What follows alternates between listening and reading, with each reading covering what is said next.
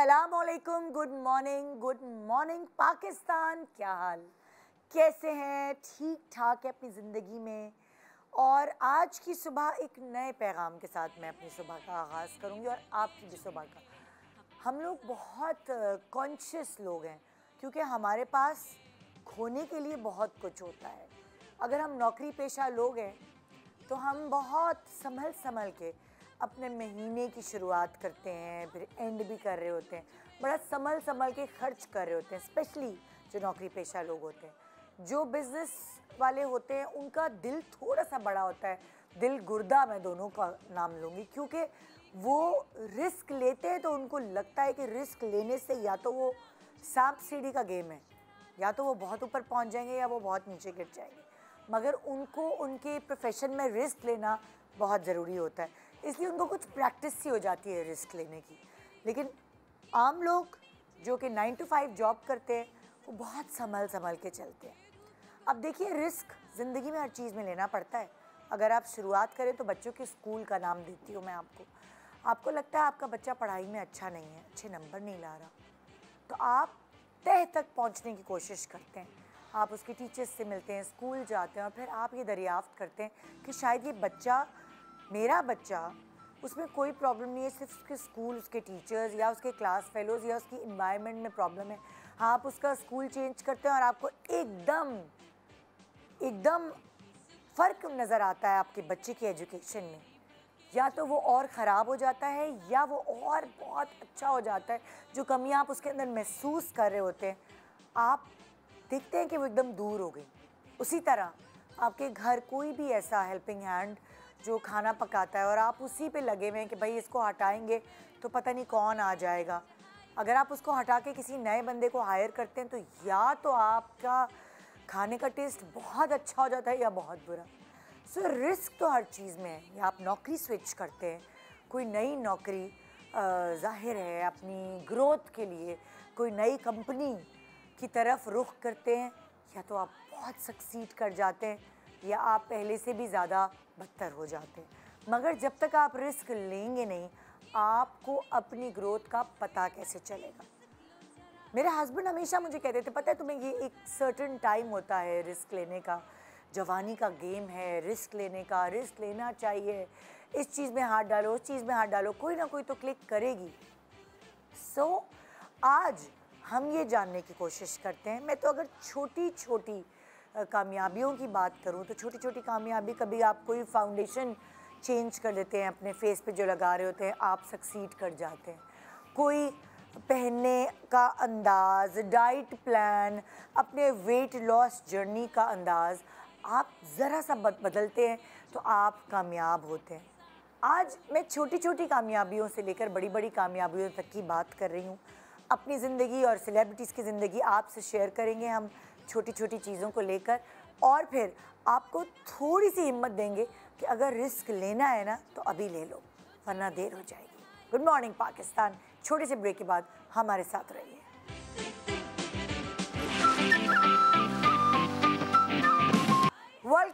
Welcome back. Good morning Pakistan. So जी, ज़िंदगी में छोटी चीज़ों में रिस्क लेने के बाद अगर कामयाबियाँ हासिल हुई तो बहुत ही अच्छी बात।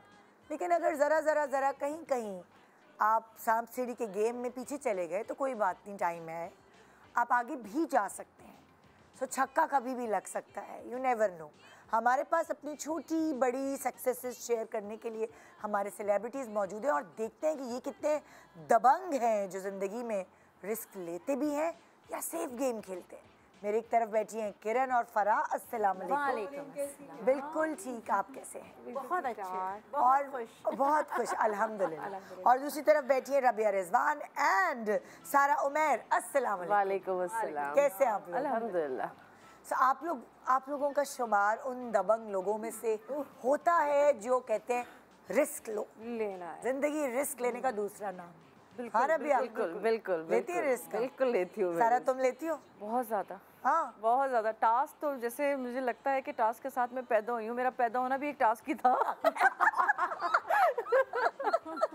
हाँ फरा, तुम लेती हो रिस्क या हाँ, थोड़ा मैं सा तो लेती मौत रहती हूँ, मैं बहुत सालों से ले रही हूँ। हाँ कहीं कहीं कामयाब होती हूँ, कहीं कहीं कहीं गिर जाती हूँ, लेकिन फिर उठती हूँ, लेती रहती हूँ। अच्छा, डिपेंड करता है कि किस मामले में है। तो अब अगर मैं जॉब की बात करूं तो मैंने कभी रिस्क नहीं लिया कि मैं ये वाली जॉब छोड़ के तो कहीं और चली जाऊं। ऑफर्स आए मुझे, लेकिन बस मुझे ये था कि एक यहाँ पर मेरा कंफर्ट तुम ज्यादा देती हो। हाँ, कंफर्ट। अच्छा, मेरा मैं भी comfort किरण matter करता है। से मुत्तफिक हूँ। मैं भी ऑफर्स आई और ज़्यादा पैसों की भी ऑफर्स आई हो, मैं भी अपनी कंफर्ट और रिस्पेक्ट को देखती हूँ। जहाँ मुझे अगर मुझे कहीं कहीं रिस्पेक्ट मिल रही है, कंफर्ट मिल रही है, तो मैं रिस्क नहीं लेती। कभी इतने साल यहाँ गुजार लिए। हाँ, वही ना, अगले का कुछ पता नहीं ना, अनसर्टेनिटी इतनी है कि फिर कुछ। अच्छा, मेरे साथ थोड़ा उल्टा मामला है, हाँ because I am very inquisitive explorer type हूँ मैं। तो मैं ना वो मोनोटनस जब हो जाता है ना, तो एक जॉब से उसके बाद मुझे होता है अब कुछ स्विच करते हैं। या अगर कोई हॉबी है तो थोड़े अरसे बाद कोई नई हॉबी होती है, तो वो रिस्क मैं लेती रहती हूँ। हाँ। अच्छा पता नहीं, मैं बहुत इमोशनल हूँ। मेरी अपनी अटैचमेंट ये मोबाइल के साथ भी हो जाती है। जब मेरा मोबाइल टूट के कचूमर नहीं निकल जाता, जब तक उसका, अभी तक तो शुक्र है चोरी नहीं हुआ, लेकिन तब तक जब तक वो काम करना बंद ना कर दे। हाँ, वैसे ये तो सही करवाने के बाद भी वो कहते हैं फोन वाले, सुने अब इसका हर चीज ऑर्गन सब मर चुके हैं। अब छोड़े तो मैं भी, गाड़ी का भी यही हाल है। मैं भी ऐसी हूँ, चेंज नहीं करती। लेकिन ये नहीं कि मेरी अटैचमेंट है, ये कि मैं वो एक इजी है, सारा उसी पे ही है, सारा डेटा हमारा हाथ सेट हुआ होता है, आसान नहीं है, आसान नहीं है। सारी चीजें ट्रांसफर अगर मैं हंसेंगे आप लोग, अगर मैं आपको अपना फोन दिखाऊंगी तो पीछे से बेचारा पूरा नंगा हो चुका है, बस उसकी थोड़ी सी झिल्लियां रह गई हैं। तो वो मेरे सब हंसते हैं, मेरे आसपास वाले। फोन भी वेंट पर इस वक्त आपका। पर मेरी यकीन माने कि मेरी अटैचमेंट हो जाती है, चाहे वो फोन ही क्यों ना हो, मैं तो अटैच हो जाती हूँ। तो इसलिए मुझे रिस्क लेने में बहुत डर लगता है। मियाँ भी वही, फोन भी वही, हस्बैंड वही, नौकरी भी वही। चले, आप लकी है ना, आप कामयाब हैं रिस्क लेने में। आप रिस्क नहीं लेती, और जिनके साथ हैं वो माशाल्लाह हर कोई इस तरह से कामयाब नहीं है। शुक्र क्या कह रहे हैं। लेकिन मियाँ का तो ये भी है ना कि एक ही है, क्योंकि इतने अरसे उनको ट्रेन किया है, तो अब कैसे छोड़ दो, अब फिर नए को ट्रेन कौन करेगा। ट्रेंड किया है, चेक करें आप। ये सही वर्ड यूज किया है। हाँ, आपने अपने हिसाब स्पाउसेस एक दूसरे को ट्रेन करते हैं, उनकी भी कई और प्रॉब्लम होगी, क्योंकि मैं भी आपने सीखी है। एक्चुअली आप अपने आप को ट्रेन कर रहे होते हैं कि अच्छा आप उन जैसे हो जाते हैं, आप उन जैसे हो यू जाते हैं। नेवर नो फरा, मोल्ड करते हैं, उनको भी कर रहे होते हैं, तो ऑब्वियसली यू नेवर नो कि ट्यूनिंग इधर भी है उधर भी, दोनों जगह है। एक रिश्ते पे लगाइए इतने साल, अब इसको कैसे दूसरे पे ना यही सही इंग्लिश में कहते हैं ना, a known devil is better than a new devil. तो ये ठीक है। हम सोचते हैं कि अब इतनी मेहनत दूसरे पे क्यों करें। या अल्लाह मेरा मियाँ शो ना देखे, इसलिए मैंने कोई जिक्र ही नहीं किया। तुमने बोला ही नहीं। तुमने कहा ये वाले रिस्क की बात मैं कर ही नहीं है। मैंने डायरेक्ट रिस्क ले लिया बस शादी का। वैसे शादी भी एक बहुत बड़ा रिस्क है। है तो है ही, इससे बड़ा कोई रिस्क ही नहीं है। बहुत बड़ा रिस्क। मेरी अम्मा हमेशा कहती ना, शादी एक जुआ है, चल गई लेकिन शादी ना रिस्क समझ के सोच के करते नहीं है हम लोग। मतलब इस इंटेंशन से नहीं करते कि ये हम एक एक्सपेरिमेंट कर रहे हैं। तो वो एक अच्छी नियत और पूरे उसके। अच्छा, वैसे बड़ी मजे की बात है, सबसे बड़ा एक्सपेरिमेंट तो शादी ही है। इसका तो जिक्र ही नहीं। शादी खुद एक एक्सपेरिमेंट है। शादी हम अक्ल से नहीं करते, वही नहीं, बस पर्दे पड़ खुशी जाते से हैं। शौक से करते हैं, बस उस अकल बाद में आती है। उस वक्त हमारे वैसे कभी कभार पर्दे पड़ना अच्छा भी होता है। अकल पे आपके लिए अच्छे हो जाते हैं। अगर अकल पे पर्दे ना पड़े तो फिर ऐसा होता है कि फिर आप एक सर्टेन एज तक जो है वो मैरिड रहते ही नहीं है, अच्छे की परफेक्ट की तलाश में। Ignorance is a bless. बिल्कुल बिल्कुल, बहुत अच्छी सो वो कभी कभार पर्दे पड़ना भी एक ब्लेसिंग की बात होती है। बिल्कुल। सो आइए, इनके छोटे छोटे जिंदगी के रिस्क हैं जो वो हम शेयर करते हैं। शुरू करते हैं रबिया, तुम आपसे। अच्छा ओहो, लव मैरिज से शुरू करें, ये तो कुछ और लिखा हुआ है। हाँ, लव मैरिज से। अच्छा, हम लव मैरिज यही के जो है सबसे झगड़ के शादी की थी, रिस्क किया था बहुत बड़ा, बट अल्हम्दुलिल्लाह वो रिस्क कामयाब हुआ अल्हम्दुलिल्लाह, और आगे भी होता रहेगा इंशाल्लाह। तो वो बहुत बड़ा रिस्क था, क्योंकि मेरे पेरेंट्स खुश नहीं थे, मेरे सिबलिंग्स खुश नहीं थे, क्योंकि उस टाइम रिश्ता आया हुआ था कज़न का, तो मम्मा जो थी वो इंक्लाइन थी कि वहाँ शादी करनी है, लेकिन आई टुक अ स्टैंड कि नहीं भाई मुझे यहीं करनी है। दे लाइक ठीक है, now you are on your own, आपकी चॉइस। आपके कलीग क्लास फेलो थे? नहीं, क्लास फेलो नहीं थे, but I was friends with him for quite a few years. और काफ़ी अरसे के बाद जो है हम लोगों की वो एक अटैचमेंट स्टार्ट हुई थी। तो जब हो गया अल्हम्दुलिल्लाह 19 साल 20 साल होने वाले शादी को, तो अब मेरे पेरेंट्स कहते हैं कि नहीं तुम्हारा सही था decision, we agree with that, और हम खुश हैं कि तुम यहाँ पर हो, इसके साथ हो।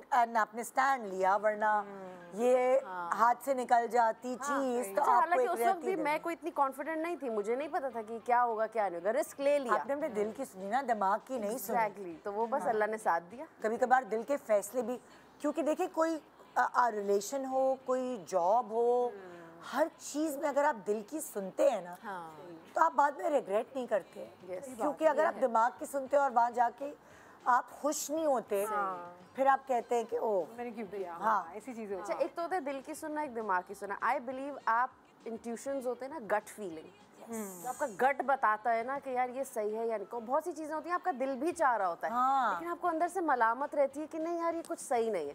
तो वो गट फीलिंग पे अगर आप बिलीव कर लेना, तो आई थिंक वो पता नहीं हर किसी को गट फीलिंग होती भी है कि नहीं, या समझ नहीं आती कि गट फीलिंग है क्या।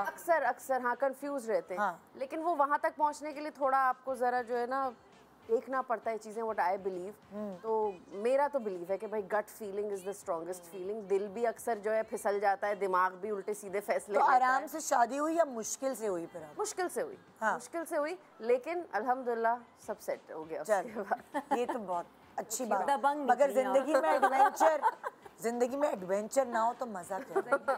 मेरे अब्बा यही कहते हैं पापा कहते हैं कि तुम ना एडवेंचर के लिए ही पैदा हुई हो, तुम्हें हर चीज में एडवेंचर चाहिए। एग्जैक्टली जी। तो अब आपकी भी ओहो, अच्छा सब मैरिज क्योंकि सबसे बड़ा एक्सपेरिमेंट तो जिंदगी का बेसिकली ये, हम लोग समझते हैं कोई छोटी मोटी चीजें नहीं यार। आप अपनी जिंदगी पूरी किसी के हाथ में दे रहे हो।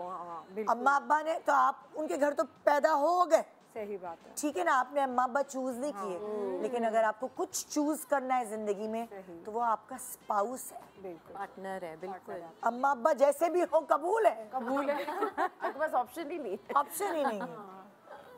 तो सारा तुम्हारी, मुझे तो ज़्यादा बताने की ज़रूरत ही नहीं, आपको तो बिल्कुल बताने की, मुझे तो सब पता है। मेरा तो बहुत मशहूर लव मैरिज है। और बहुत वैसे मेरे और मोहसिन के रिश्ते को 20 इयर्स हो गए और शादी को हमारे माशाल्लाह 9 साल हो गए। तो लेकिन वो जो पिछले जो 20 साल हैं वो तो इस तरह के हैं कि माशाल्लाह। भाई एक लड़की, हसीन लड़की, जिसके पीछे दुनिया पागल, हीरोज ये वो, लेकिन ये सिलेक्ट करती है अपना मनपसंद जीवन साथी। और आप चेक करें सिलेक्ट भी कैसे किया। शुरू में नई आई थी, मैं शूट मतलब फील्ड में नई आई थी और मैं गई थी ऑडिशन देने के लिए मोहसिन को। मुझे लगा कोई बहुत बड़ी उम्र का आदमी होगा, क्योंकि मोहसिन तलत नाम ऐसा है वो। जब हमने उनसे जाते ही कहा कि वो आपके डायरेक्टर से मिलना है, मुझे लगा कोई असिस्टेंट वगैरह मैं ही हूँ डायरेक्टर। यूँ हो गया, मैंने कहा अच्छा ये मोहसिन तलत है, क्योंकि उनके नाम पे उनकी पर्सनैलिटी सूट नहीं करती थी। तो वो मैंने कहा ओके अच्छा, मुझे इतने अच्छे लगे। गई थी ऑडिशन देने, ये मेरा पिछली बार भी बड़ा जाते ही अच्छे लगे। गई थी ऑडिशन देने और दिल देकर आ गई। ऑडिशन तो दिया ही नहीं मैंने। लव एट फर्स्ट साइट हो गया, बिकॉज वो जो उनका, और जिस चीज़ पे मैं मर मिटी वो है मोहसिन की ज़बान, क्योंकि मिठास, वो जो जिस तरह से बात करते हैं, जिस तरह से वो सबसे मुखातिब होते हैं, वो मुझे लगता है कि बहुत ही कम मर्दों में ये सलाहियत होती है जो इतना सॉफ्ट हो, इतना वो। क्योंकि मेरे सराउंडिंग में जितने मेरे फैमिली में मर्द है ना, वो थोड़े से लाउड है, चाहे वो भाई हो चाहे वो बाप हो। तो मुझे मोहसिन को देख के ऐसा मेरा लगा कि परसेप्शन ही चेंज हो गया है कि मर्द भी कोई इतना पोलाइट हो सकता है। अब देखो ये खुद इसकी पर्सनालिटी लाउड है, हाँ, और इसको पसंद धीमा, तो ऑपोजिट अट्रैक्ट। मुझे लगता है कि मुझे मोहसिन झेलते हैं क्योंकि मैं खुद गुस्से की तेज हूँ, ये हूँ। और अगर कोई मेरे नेचर का होता तो शायद ना चल पाती। वो मोहसिन है जो चल पाई है। और ये एक्सपेरिमेंट हमने किया, बहुत हिंड्रेंस आए, वो आपको पता है, बहुत सारी चीज़ें आई। एंड टाइम तक तो ये था कि पता नहीं शादी हो पाएगी कि नहीं हो पाएगी, क्या है क्या नहीं है। बस अल्लाह का नाम लेके रिश्ता निभाए चले जा रहे हैं बिना ये सोचे कि शादी होगी कि नहीं होगी, लेकिन अल्लाह ने नीयत देखी थी तो झोली में मोहसिन ही डाल दिए जिसकी दुआ की थी। और दोनों तरफ से लव एट फर्स्ट साइट था? दोनों तरफ से। अच्छा, पहली मुलाकात में दोनों ने? जी जी बिल्कुल बिल्कुल ऐसे ही था। बस एक चीज़ होनी थी और किस्मत में लिखी थी तो वो हो गई। बाकी बहुत सारे दिल प्रॉब्लम में तो मोहब्बत अल्लाह ताला ही डाल देते हैं ना, फिर आप नहीं देखते क्या चीज़ है क्या नहीं है, आप नहीं देखते, आप यही देखते हैं बस कि वही हो गई मोहब्बत, हो गई। हाँ, और साथ रहना है। 17 साल की उम्र में I met him for the first time and he was 27। Now I am 37, he is 47। माशाल्लाह, that's a good age difference. कहते हैं वो थोड़ा मैच्योर होना चाहिए। इयर्स से लेके मेरी बर्थडे आज तक मोहसिन के साथ ही मनती आई हैं। तो मुझे देखा जाए तो मोहसिन ने पाल पोस के बड़ा भी किया है। हाँ, तो ये एक एक्सपेरिमेंट था मेरा पहला, जो एक माशाल्लाह बहुत लड़की अच्छा जो गया। हीरोइन आती है, जो इतनी नाइव, इतनी यंग है, उसके लिए अपॉर्चुनिटीज और बहुत सारी होती हैं। अपॉर्चुनिटीज बहुत मिली, सब कुछ हुआ, रिश्ते भी इतने आए, सब कुछ है, लेकिन बस आई हैव चोजन हिम। और मुझे लगता है कि वो मेरा डिसीजन बहुत अच्छा था। प्रॉब्लम्स, अप्स एंड डाउन सब जगह आते हैं, लेकिन I am very happy with him अल्हम्दुलिल्लाह। माशाल्लाह माशाल्लाह। और मेरे माशाल्लाह उनसे जो 2 बच्चे हैं, और मैं उम्मीद करती हूँ, जैसे मैंने अपने हर उसमें इंटरव्यू में बोला है कि मेरे दोनों बेटे अपने बाप जैसे, क्योंकि मोहसिन कोई भी रिश्ता माशाल्लाह बहुत अच्छा निभाते हैं, लेकिन जो औलाद का रिश्ता है ना वो ब्रिलियंट है माशाल्लाह। मतलब मैं कहती हूँ हर दुनिया का हर बच्चा मोहसिन जैसा होना चाहिए। इतना वफादार और इतना जो है वो। अब मुझे हो रहा है मैं भी कुछ तारीफ कर दूं। दोनों ने कर दी, मुझे कुछ अब अजीब ऑकवर्ड लग रहा है कि मैं क्या। Sometimes he is very difficult in some situations। Yasir भाई को तो सभी जानते हैं, ना भी करें तो सब जानते हैं। कैसा रहा? मेरा बहुत खट्टा मीठा रिश्ता है, खट्टा मीठा, कभी खट्टा कभी मीठा, कभी तीखा, कभी तीखा। खट्टा मीठा ही अच्छा रिश्ता होता है ना। हाँ, लेकिन ये है कि वो हम लोग तूतू मैमे जैसे सास और बहू में होती है, वैसे हमारे बीच में तूतू मैमे होती है। और हमारी तूतू मैमे तो चुपी नहीं है, सबके सामने होती आई विश कि मेरी तू मैं हो। बंदा बोलता ही नहीं है तो मैं किससे तू या मैं करूं? नहीं भाई, मैं तो ही बोर हो हो जाती है, तू तो होती ही नहीं है। मुझे तो तूतू मैमे वाला ही चाहिए था, वरना मैं बोर हो जाती। अच्छा, मेरा ऑपोजिट अट्रैक्ट्स हुआ because I am an extrovert, he is an introvert. और शुरू में मुझे इस बात पे गुस्सा आता था कि कोई बात बुरी क्यों नहीं लगती, लड़ते क्यों नहीं हो, कुछ कंप्लेन क्यों नहीं करते। तो मुझे इस बात पे गुस्सा आता था कि हर चीज में एडजस्टेबल हो भाई, कुछ तो बंदा अपना ओपिनियन रखे। गुस्सा ये है कि वो बस चुप हो जाते हैं, वो खामोशी इख्तियार कर लेते हैं। आप समझ जाए ओ अच्छा ये पीक का गुस्सा है, अब आप खुद ही लिमिट जरा अपनी हदें पार ना करें, वरना ये पीक वाला गुस्सा से एक ये वाला जेस्चर होता है उनका, और उसके बाद बस वो आंखों से डराते हैं। ये देखो जरा। अच्छा भाई, ये क्या है, आपने रिस्क किया एक्टिंग में? हाँ जी, मैंने 2 ड्रामे मैंने किए हैं। अच्छा, मुझे तो एक्टिंग बिल्कुल, वैसे तो शोज पे तो हम बड़ी एक्टिंग कर लेते हैं, एक्टिंग तो नहीं, मतलब बताते नेचुरल होता है जो अंदर से निकलता है। अच्छा, ड्रामा करना था तो मेरी समझ में नहीं आता। अच्छा, मुझे पहले लगता था कि ड्रामा ऐसे करते क्या है, नहीं ऐसे लगता था ना जैसे हम एक्टिंग घर में करते हैं। अच्छा, मैं जब वहाँ पे सेट पे गई तो पता लगता है नहीं, एक्टिंग ऐसे नहीं होती, बड़ी नेचुरल होती है। जी बोले क्या हुआ, नहीं मैंने नहीं किया, ये वाली एक्टिंग होती है। ये जो हम जज्बात में बोलते हैं ना, वो वाली नहीं होती। तो मैं शुरू में ये वाली एक्टिंग करती होती है। वो जब वो सीन होता है ना आपका, अगर कोई हस्बैंड मुझसे पूछ रहा है, ऐसे ही था हमारा मेरा जो कैरेक्टर था। अच्छा। तो मैं उसको यूं जो अपना स्टाइल था उसमें बात करती थी। बोले नहीं, डायरेक्टर ने कहा ऐसे नहीं, ऐसे करना है। लेकिन अल्हम्दुलिल्लाह मेरे 2 ड्रामे की, दोनों सोप थे और मैंने कामयाबी से की उसके, अच्छे लगे, मुझे भी पसंद आया। मजा आया आपको? तो मजा आया एक्टिंग करके? बहुत मजा आया। 1-2 दिन तो मुझे बड़ी वो, आपने जाके अपनी हेल्पिंग हैंड से ना दबा दो बहन, थक गए। होस्टिंग तो आसान है, एक्टिंग तो मुश्किल है। दिन का नहीं होगा। थक जाती थी, और जब शादी के सीन आते थे आपको पता है 3-4 बजे फिर घर आना, रात पूरी हो जाती थी, ड्रेन हो जाते हैं इतना। फिर मैंने 2 ड्रामे किए, उसके बाद फिर मुझे ऑफर्स आई, लेकिन फिर मैंने सोचा कि मुझे ब्रांड शोज करने में ज़्यादा मज़ा आता है, ज़्यादा पैसे भी मिलते हैं तो वो जल्दी मिलते हैं। तो फिर मैंने वो छोड़ दिया क्योंकि टाइम बहुत लगता था उसमें। लेकिन आपने एक तरह से एक्सपेरिमेंट किया मैंने, और मुझे मज़ा आया शुरू में। अच्छा, मेरा ये सोच थी, मेरी थॉट थी कि मैंने क्यों किया। यहाँ तो मैं बैठी रहती हूँ, जब सीन आएगा तब बुलाएंगे, बैठी रहती हूँ। जैसे फ्री टाइम लगता था ना कि यार ये सब कैसी बैठी हुई है आराम से, मैं इनको ही देखती रहती थी कैसी बैठी हुई है। जब उनका सीन होता था तो बुलाते थे। फिर मैं थोड़े दिनों के बाद मैं भी यूज्ड टू हो गई, फिर मैं करने लगी तो अच्छा लगा, मज़ा आने लगा। शुरू में मुझे लगा कि मैं क्यों आई यहाँ पे, मुझे नहीं करना चाहिए था। लेकिन बाद में फिर ज़ाहिर बात है इतना टाइम लग गया, 3-4 महीने तक हमारे शूट होते थे, तो मज़ा आने लगा। फिर सेकंड भी किया, बड़ा मज़ा आने लगा। फिर मैंने रियलाइज़ किया कि यार मेरी दूसरी चीज़ें छूट रही हैं मुझसे। फिर आई ऑफर्स आई, फिर मैंने इसको छोड़ दिया। मैंने कहा छोड़, 2018-19 में फिर मैंने छोड़ दिया। मैंने कहा नहीं, अब मुझे अपने शोज़ करने चाहिए, उसको ध्यान देना चाहिए। लेकिन एक्सपेरिमेंट मेरा अच्छा था, मेरा बुरा नहीं था, बहुत अच्छा था। एक छोटा सा ब्रेक ले रहे हैं, फिर आके तुम्हारा सुनेंगे जिंदगी के जो ये बहुत बच के खेलती है इसके खेल देखो। बहुत मामूली एक्सपेरिमेंट्स हैं। Good morning Pakistan.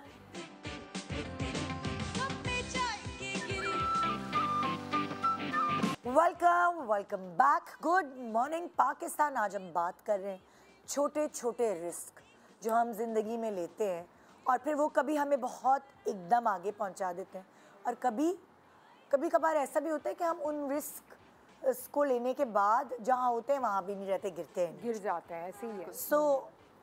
तुम्हारी बारी है। अच्छा, मैं ये छोटे छोटे रिस्क के बारे में। नहीं, वैसे अगर मैं आपको अपने शोबिस करियर का बताऊं तो ये मेरे लिए एक रिस्क था।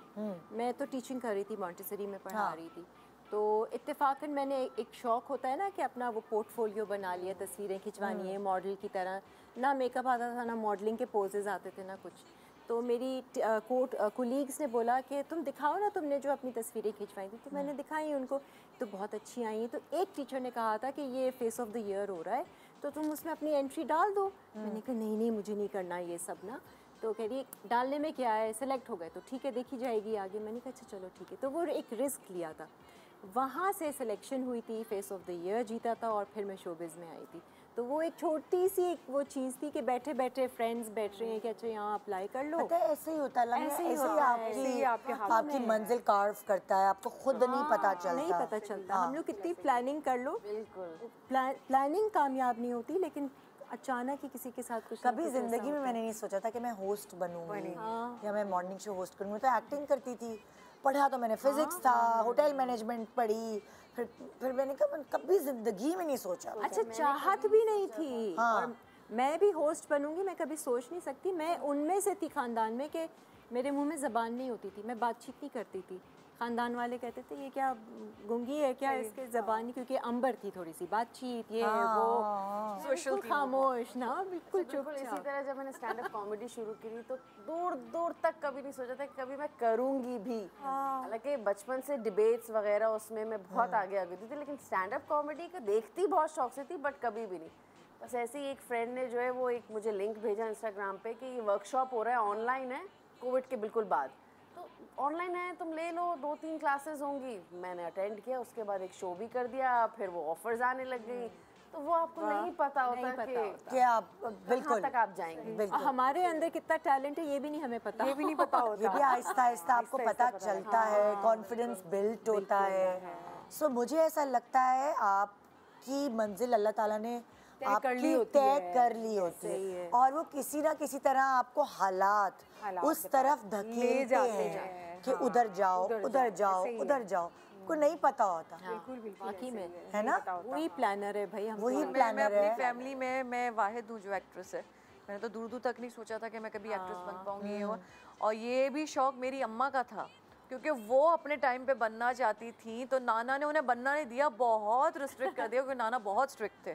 तो लेकिन नवासी के टाइम पे तो वो हमेशा मेरे नाना कहते थे कि हीर का कैरेक्टर क्योंकि हमेशा खूबसूरत होता है, हीर रांझावा हमेशा कहते थे कि हीर के कैरेक्टर में ना मैं चाहता हूँ कि मेरी नवासी हो। इससे उनकी खूबसूरती ख़त्म भी मुझ पे होती थी, शुरू भी मुझ पे। और अपनी बेटी को, हालांकि मेरी माँ खूबसूरत तरीन औरत थी, मैं कुछ भी नहीं हूँ, मैं अपनी माँ की तरह हूँ, लेकिन वो उस टाइम पे जो वो थी तो उनको सब लेडी डायना कहते थे। वो उनकी जवानी की पिक्चर्स उनको सब लेडी डायना कहते थे। और कुछ तो जो बेचारे जो तो पिंडून दास के लोग होते थे वो कहते थे वो आ गई है शायद लेडी डायना से हम मिलकर आए, मिलकर आए। तो उस टाइम उनके बाल भी इसी तरह बॉब कट होते थे और वाकई वो बहुत खूबसूरत थी। तो मैं, मेरे ख्याल से कि वो हमेशा शऊद अलवी हमेशा एक बात कहते हैं कि ये कपड़ा जिस थान का है ना, थान बहुत खूबसूरत है, तभी ये कपड़ा इसलिए अच्छा है। वो हमेशा कहते हैं कि बेटा हमेशा थान को देखा जाता है, कपड़े को नहीं। कपड़े ही ऐसे थान के हैं जो दमदार है। अच्छा भाई, किरण बता रही है सोफा क्लीनिंग, अरे हाँ, ये भी मेरे ये रिस्क, ये भी जरूरी है नहीं, ये एक आम experiment औरत था। के लिए। हाँ, वो एक्चुअली मम्मी के घर सोफे पड़े थे मेरे, तो मैं लेकर आई। वो थे ऑफ वाइट कलर के। अच्छा। बट ऑफ वाइट कलर आपको पता है कितना मैला, जंग के निशान, अजीब वो जो पानी के निशान आ जाते हैं ना।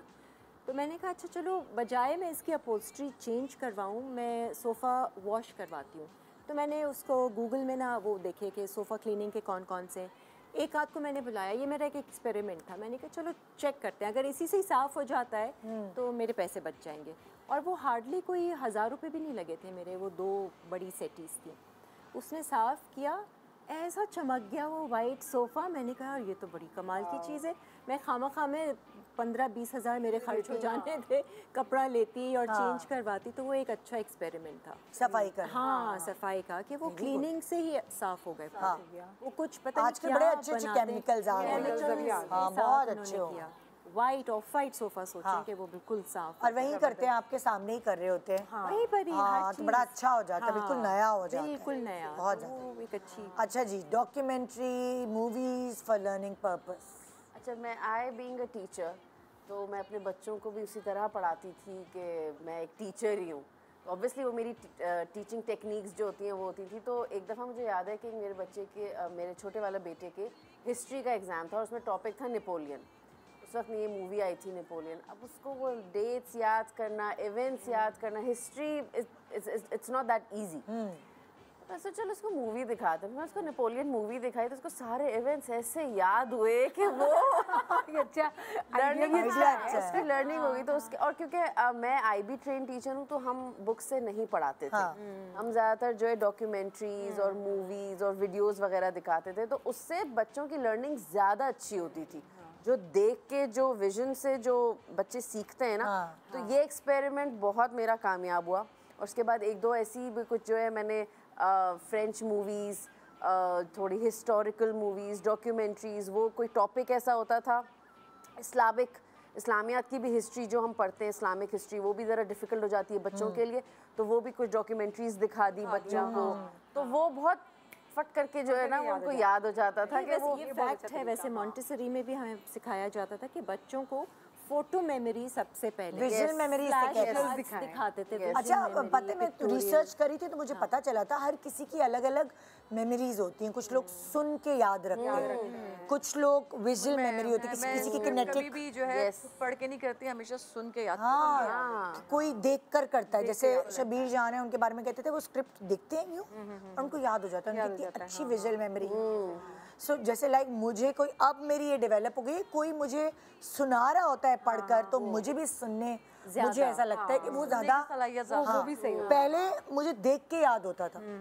पहले मेरी विजुअल मेमोरी स्ट्रॉन्ग थी, फिर आहिस्ता आहिस्ता मेरा मेकअप हो रहा होता है, कोई पढ़ रहा होता है, ये स्क्रिप्ट पढ़ रहा होता है। अच्छा, ये मैंने भी स्टार्ट किया, ये मैंने भी स्टार्ट किया। पहले मैं नहीं करती थी कि अब मैं तैयार हो रही होती हूँ तो मैं एडी को कहती हूँ प्लीज मुझे सुनाओ, स्क्रीन प्ले सुनाओ, मुझे डायलॉग सुनाओ, कौन क्या कह रहा है। तो ना एक दफा आप सुन लेते तो थोड़ा क्लियर हो जाता है। अच्छा, मेरे यहाँ अलग चीज़ है, ड्रामे के लिए मुझे विजुअल मेमोरी चाहिए, मैंने खुद देखना है।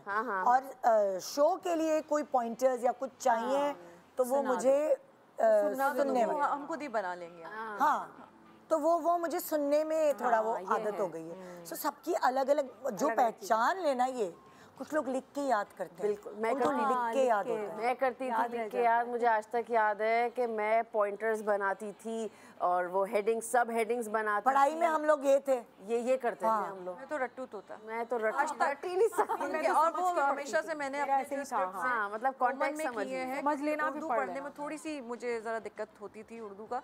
हिज्जे पढ़ के जितनी देर में मैं पढ़ूंगी ना, तो उतनी जल्दी मैं सुन के याद कर लूंगी। तो मेरे वो बड़े बड़े वो जितने भी हमारे कितने बड़े बड़े सीन्स होते हैं, कभी कोई ये, कभी कोई इमोशनल सीन्स हो गया, कोई ये हो गया, वो हो गया, मैं भी रटता हूँ। बस वो डायरेक्टर ने पढ़ पढ़ के उसमें और भी कुछ पढ़ पढ़ के पूछ दिया है। सुनाते सुनाते तुम मेरी हो कर दिया। पहला जो प्ले था वो मैंने मोहसिन के साथ ही कर लिया था। वो करते तो कर दिया, वो आ गया मेरे अंदर। वहीं से शुरू जादू। सर्जरी का क्या है भाई रिस्क? सर्जरी का रिस्क ये था, 2 साल पहले मैं I used to eat a lot. तो मेरा पता है मैं कितनी फूडी थी, सब कुछ था, और टेंडेंसी उससे डबल थी कि हवा भी लग जाए, पानी भी लग जाए, हो जाए। अब वो शादी से पहले वाला जो आपका बॉडी टाइप एक औरत का होता है ना, वो बिल्कुल एक अलग होता है। और बच्चों के बाद टोटल आपका एक सिस्टम चेंज हो जाता है, इंटरनली भी चेंज हो जाता है, हार्मोन्स चेंज हो जाते हैं, 10 तरह की चीज़ें होती हैं जो आप में चेंजेस आ जाते हैं। तो मुझे लग रहा था कि मैं जब पहले जैसे क्रैश डाइट करती थी वो मेरी बड़ी बेहतरीन होती थी और वो उससे मैं बड़ा कम कर लेती थी, हो जाता था। लेकिन जब से दोनों बच्चों के बाद से ना मुझे लगा कि टेंडेंसी मेरी बढ़ गई है। तो मतलब मुझे ज़्यादा भूख लगती है, मुझे थोड़ी सी टेंशन हो जाए मैं डबल खा लूँ, मुझे ज़रा सा कोई स्ट्रेस हो जाए मैं डबल खा लूँ, नींद भी बहुत आ रही है, खाना भी खा रही हूँ। और हाँ, जिम जाने की बहुत लेज़ी कि बस टाइम पास करने के लिए ना, कि बस थोड़ा सा टाइम पास हो जाए तो मैं जिम चली जाती हूँ। मैंने कभी भी उसको सीरियसली नहीं लिया, मैं हमेशा टाइम पास करने के लिए, एंजॉयमेंट के लिए जिम गई हूँ कि बस गाने सुन के वापस आ गई। कभी वो वाला सीन नहीं हुआ चट करके मैं आ गई। लेकिन मुझे लगा कि खाना मुझे बहुत ज़्यादा लग रहा है, तो इसका क्या तरीका है। तो एक एक्सपेरिमेंट बहुत पहले किया था, वो भी मैं बताऊँगी, लेकिन पहले मैं ये बता देती हूँ। तो ये एक्सपेरिमेंट मैंने किया, मैंने गूगल पे पहले 1.5 साल तो सर्च किया। तो हमें एक सर्जरी होती है गैस्ट्रिक स्लीव सर्जरी, जो मेरे ख्याल से आप लोग जानते होंगे। उसको मैदे का मैं बता भी दूं जरा ट्रांसलेट करके। आप बताएं बल्कि। तो जो मैदा होता है उसको काट के छोटा कर देते हैं, तो उसको स्लीक कहते हैं। यही है ना, सही है? तो मैं इसलिए आम जबान में बता रही हूँ। हाँ, तो मुझे लगा कि मैंने पहले 1.5 साल तक तो मैंने इस पर रिसर्च किया। मैंने 2-3 लोगों से पूछा जिन्होंने ये एक्सपेरिमेंट किए, तो उनसे पूछा, उनके किसी के अच्छा हुआ, किसी का बुरा हुआ। मैंने कहा जब तक इंसान अपने पे ना करे तब तक ये चीज़ होती नहीं। फिर डॉक्टर से 2-3 लोगों से पूछा, फिर मैंने मेरे जो डॉक्टर हैं वो डॉक्टर तनवीर राजी, अच्छा, तो वो जो है साउथ सिटी में होते थे, अब वो पाशा हॉस्पिटल में होते हैं। अच्छा, तो वो बहुत अच्छा, मतलब पाशा का तो वैसे ही बड़ा अच्छा नाम भी है। और जो है मैंने फिर वहाँ से अपनी सर्जरी कराई और वो मेरा इतना अच्छा एक्सपीरियंस रहा। तो अब माशाल्लाह कि मैंने इतना कुछ भी वॉमिट, नौजिया नहीं, मुझे कुछ, मेरा एक्सपेरिमेंट ही बहुत अच्छा हो गया। मुझे जितना लोगों ने डराया हुआ था ना कि आपका मैदा कटने के बाद आपको इतना सा खाएंगे, उसके बाद आपको थप थप थप थप मारना है। क्योंकि एक हमारी जानने वाली है सेलिब्रिटी, उनका नाम ही लूंगी क्योंकि उन्होंने खुद ही नहीं बताया, तो उन्होंने जब ये कराया तो उनको क्या होता था, वॉमिट्स आती थी, उनको लूज मोशन हो जाते थे, उनको सूट नहीं किया और बहुत वो तकलीफ से गुजरी। वो जो है उनको क्रेविंग होती थी कि आगे पेस्ट्री पड़ी हुई है, और वो अगर पेस्ट्री खाती थी तो वो बस पागल हो जाती। अच्छा, उसका तरीका ये होता है जो मैंने महसूस किया कि मुझे डॉक्टर से मैंने बड़े अच्छे पूछा अपने कि इसका तरीका क्या है, क्योंकि लॉन्ग टर्म के लिए चलना, अब ये लाइफ टाइम वाला सीन हो गया, क्योंकि मैदा वापस तो नहीं आ सकता और ये ग्रो होने में भी आपका सालों साल लेता है, क्योंकि मेरा 75% मैदा है ही नहीं। तो ये तरीके 25% मैदा है। तरीकेकार क्या होता है कि आपका वेट डॉक्टर बताता है, आप बताती हैं उसको जाके कि मुझे इतना वेट चाहिए, तो वो उस हिसाब से आपका स्लीक करता है। एग्जैक्टली, आप अगर उससे कह रहे हैं कि जी मुझे 50% करना है तो आपका 50% करेगा, आपका 25% करना है तो आपको 25%, कि आपने इतनी सी भूख मारनी है खाली। लेकिन मुझे लगता था कि मुझे ज़्यादा भूख मारनी है क्योंकि मैं ज़्यादा खाना शुरू हो गई थी। और वो मैदे का मुँह जब स्लीव जो काट के दिखाया, मैंने कहा मुझे दिखाइएगा ज़रूर कि क्या है, तो वो इतना बड़ा साइज था, वो बनाना। क्या होता है, कितने दिन का डाउन टाइम है? वो था कि 3 दिन का वो आपका रेस्ट होता है, लेकिन अल्हम्दुलिल्लाह वो मेरी विल पावर पे ये है कि मैं नेक्स्ट, जैसे आज मेरा 9 बजे मेरा ये प्रोसेस हुआ है, नेक्स्ट डे मैं अपने घर पे थी, मैं 3 दिन रुकी नहीं। माशाल्लाह देखो कितनी एक्टिव है, अल्हम्दुलिल्लाह। मैं समझती और हर कोई शेयर भी नहीं करता, तुम्हारा बहुत बड़ा दिल और गुर्दा है कि तुम शेयर कर रही हो और ये बता रही हो कि माशाल्लाह हंसती बसती। अगर किसी को इतनी प्रॉब्लम है कि जब आप बड़ी उम्र में ज्यादा आए, शुगर पेशेंट, बहुत सारे मोटापा एक खुद की बीमारी, शुगर भी मेरी बॉर्डर लाइन पर आ गई थी। इसके बाद जो है वो मेरी शुगर बिल्कुल खत्म हो गई, नॉर्मल हो गई। अब इससे बहुत सारा आपका बीपी कंट्रोल हो जाता है। इस सर्जरी के बाद आपका जो है वो क्या शुगर आपकी ख़त्म हो जाती है बॉर्डर लाइन पर, या जो शुगर पेशेंट होता है उनकी भी ख़त्म हो जाती है क्योंकि आप लिमिटेड खाना शुरू हो जाते हैं, तो वो ऑटोमेटिकली अब 10 बीमारियों से वैसे ही हो जाते हैं। जिन खवातीन का जो है वो मेंस्ट्रुअल प्रॉब्लम है या जिनका जो है वो कंसीव नहीं कर पा रही बेबी, सो इसके बाद सर्जरी के बाद आपकी कंसीव होना भी आपका बेहतर हो जाता है। PCOS और वो वाली सारी तुम वैसे दबंग हो, तुम्हें डर नहीं लगा? हाँ, मतलब इतना बड़ा ऑपरेशन है ये। मैंने बस रिस्क ले लिया, मैंने अल्लाह के नाम पे। मैंने कहा भाई स्टिचेस ज्यादा आते हैं या क्या? नहीं, वो आपका जो है बिल्कुल इतने से माइनर से कट लगता है, टक्स होते हैं, पर एक थोड़ा सा बड़ा होता है जो इतना होता है, हाँ। ये बड़ा है।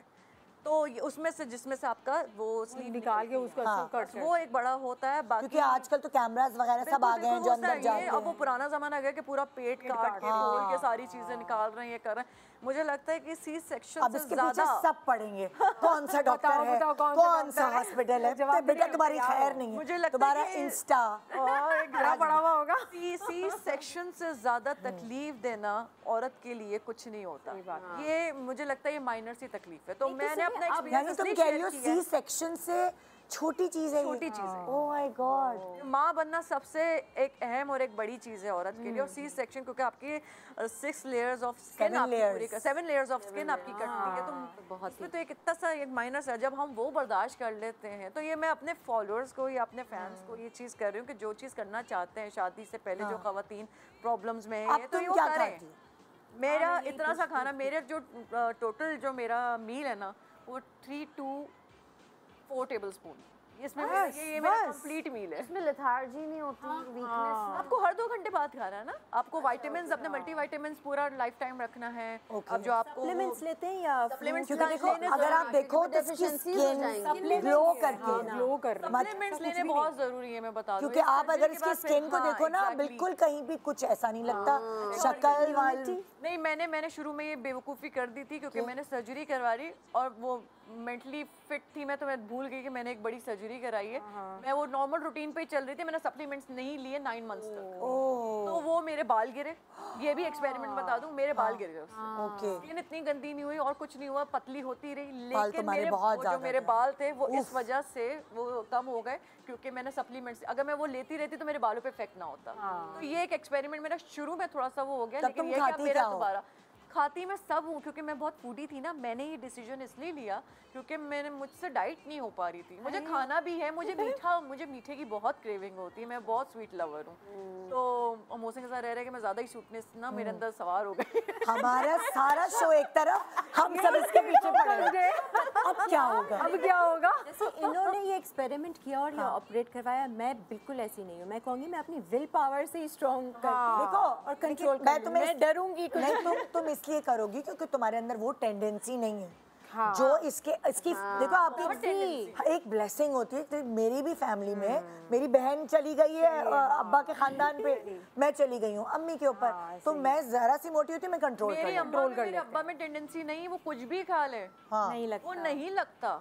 लेकिन मैं पानी भी, और मैं मुझे लगता है मैं खाना तो सूंघ भी लेती थी ना, वो सूंघ के लग जाता था कि भाई लग गया, मैं इसने ना बिरयानी आज सूंघ ली है, तो पाए इसलिए सूंघ ये लिए तो उसको चक्कर लग होता गया। है। मतलब ये हो अच्छा गया। तो तुम जो हो वो कोई हेल्दी डाइट लेती हो, मैं सलाद खा रही हो? कोर्स मैं सैलेड्स खाती हूँ, मैं जो हूँ वो प्रोटीन का खाना भी खाती सारा खाना खाती हूँ। दाल आप पीते हैं, आप इसके ऊपर एक शो करना पड़ेगा, एक शो बनता है, मुझे अपना डॉक्टर भी लाना पड़ेगा जो पूरा एक वो बस प्लान करो टीम। हाँ तो ये एक्सपेरिमेंट मेरा माशाल्लाह बहुत अच्छा गया। अब मैंने मल्टीविटामिन जब से शुरू किया तो मेरे बालों की ग्रोथ दोबारा रीग्रोथ हुई है। I know it takes time क्योंकि बाल एकदम से नहीं क्योंकि बढ़ते। देखो जो एक और सेलिब्रिटी थी जिन्होंने अपना सारा चीज़ मुझसे शेयर की थी, मैं उनका नाम नहीं लूँगी, मगर वो कहती थी कि अगर मुझे ठोकर भी लगती थी ना किसी से चीज़ से तो मैं यूँ पकड़ के बैठ जाती थी अपना घुटना या वो डेफिशिएंसीज हो गई इतनी ज़्यादा हो गई हूँ। लेकिन उन्होंने शायद बड़ी उम्र में कराया था।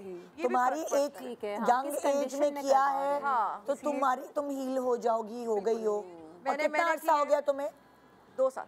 2 साल। मैंने 2 साल पहले 15 जून को करवाया था, मुझे डेट भी याद है। 15 जून को करवाया था। तो अब आप और ये जो मेरी ज़्यादा तस्वीर अभी ये जो आ रही है ना, इस पे बनी हुई है। दिखाओ तस्वीर, दिखाओ ग्रीन कपड़ों में तस्वीर कौन सी है। तस्वीर ये है भाई? ऑपरेशन से एक दिन पहले की और मैं शो में बैठी थी समा के। अच्छा नहीं तो मेरी बात जो सुनिए। green दिखाओ ना तस्वीर दिखा तस्वीर। रहे हैं, ये वाली आप देखो अब उसमें। कैसे पता चलेगा भाई? इससे खाली कंधे आ रहे तुम्हारे। ये अब आप देखें ना तो ये कोई पूरी अगले ब्रेक में ना कोई पूरी तस्वीर शेयर करना बिफोर की। बिल्कुल बिल्कुल मैं दिखा अच्छा तुम पहले इसलिए भी नहीं आ रही थी कि तुम्हारा वेट ज्यादा बहुत था? ज्यादा हो गया था। और ये मैं 8 साल के बाद जो है ना इस शो में बैठी थी, जो बच्चों के बाद उसके बाद तो बहुत सारी चीज़ें रिवील भी हुई थी 8 साल के बाद, क्योंकि 8 साल का एक गैप आ गया था, शो में ही नहीं, लाइव ही नहीं बैठी थी, तो वेट भी इतना पुट ऑन हो गया था। शक्ल तो क्यूट लगती थी, प्यारी लगती थी, लोग मुझे पठान कहते थे, सब कुछ था, किसी को लेकिन डाइट माशाल्लाह पंजाबियों वाली थी। लगता भी वैसे था कि लस्सी भी आप 2 गिलास पी लेना मटके भर के यार, मतलब। और अब इतना सा पी के ऐसा लगता है पेट भर गया, लेकिन वो जो नीयत होती है ना वो पूरी हो जाती है। वो जो नीयत ना भरना होता था ना, तो मुझे लगता था बड़ी ग्रीडी सी हो गई हूँ मैं, तो मुझे बस खाना चाहिए होता था। अब जैसे मैं चॉकलेट्स भी भर के खाऊं तो अभी ब्रेक के बाद मैंने और भी सवाल करने हैं तुम्हारी स्ट्रेंथ के बारे में। एक ब्रेक के बाद शो का टॉपिक चेंज हो गया। Good morning.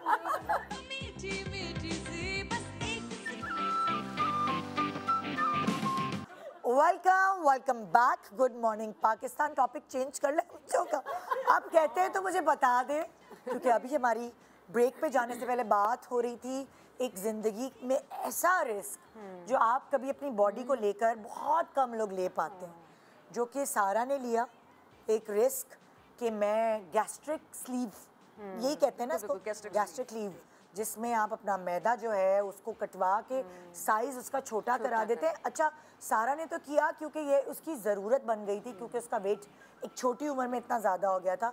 मगर लाहौर में मुझे किसी ने फ़ोन किया था, लाहौर में ख़वातीन ये फैशन के तौर पे करा रही हैं, डॉक्टर को जाके कहती हैं कि हमें जो है ना इतना वज़न, हमारा 80 kg है, हमें वज़न इतना चाहिए। तो डॉक्टर उस परसेंटेज के हिसाब से मैदे के साइज़ को छोटा करते हैं, उनकी ख्वाहिशात को मद्देनज़र रखते हुए कि हमें 45 kg वाला की फिगर चाहिए। तो वो उस हिसाब से परसेंटेज के हिसाब से स्लीट करते हैं। ये एक फैशन चल गया पंजाब में, कुछ ज़्यादा है क्योंकि वहाँ खाने वाले शौकीन ज़्यादा होते हैं लोग, और बहुत ज़्यादा सोशलाइज करने वाले होते हैं। तो मुझे फ़ोन आया किसी बंदी का मशवरा लेने, मैंने कहा भाई मुझे क्या पता, क्योंकि मेरा वजन होता है ना कम होता रहता है, थोड़ा बढ़ता है, मैं कम कर लेती हूँ, तो सबको लगता है कि पता नहीं कितना कटाया पटाया हुआ है। मेरा हिटलर है मेरा मियाँ। वो इतना फैशन में आ गया है ना, हर चीज, ये सर्जरी वो सर्जरी, तो जो नहीं भी कर रहा उसको भी बेचारा वो बद से बदनाम। भाई मैं इतनी सुखड़ी थी, हर वक्त इतनी सुखड़ी रही हूँ, टीवी पे मोटी आती हूँ। तो जो कोई मिलता था कहता था आपने सर्जरी कराई है, मैंने कहा वो भाई इतनी तो मैं मोटी कभी थी भी नहीं, तो इसीलिए मुझे तो ये फैशन के तौर पे भी हो रही है। मगर खैर, अगर आपको बीमारियों से बचाना है अपने आप को, तो टेक्नोलॉजी है और वो हमारे सामने बैठी हुई है। अगर आपको पता है कि आपकी विल पावर ज्यादा स्ट्रांग नहीं है, आप नहीं कंट्रोल कर पा रहे हैं, तो फिर चलो करवा लें, सही बात है। हाँ, फिर क्या तो वो बैठी है, उसको 2 साल हो गए, तो उसने मतलब उसने अपनी सर्जरी का खुद दराज अफशा किया है, और उसने रिस्क लिया जिंदगी में, वो काम आया माशाल्लाह। बहुत बड़े रिस्क लिए मैंने। ये तो कोई, अगर आप किताब है कोई, इस पे आप लिख लें रिस्क की किताब। ब्रेक पे तो हमने इतनी सारी कहानियां सुन ली। हाँ, बहुत सारी, हम तो इसके पीछे ही पड़ गए, बातें ही भूल गए। तस्वीर नहीं दिखा रहे हैं इनकी, वो तस्वीर वो अभी लोड हो रही है, वो तस्वीर हम बिफोर एंड आफ्टर की तस्वीर आपको दिखा के और चौंका देंगे कि ये रिस्क अच्छा रहा जिंदगी के लिए। ये एक्सपेरिमेंट बहुत एक तो बड़ा और बहुत अच्छा रहा। अच्छा, तुम एक्टिव हुई ज़्यादा उसके हिसाब से, या उस वक्त भी तुम एक्टिव थी, अभी भी हो?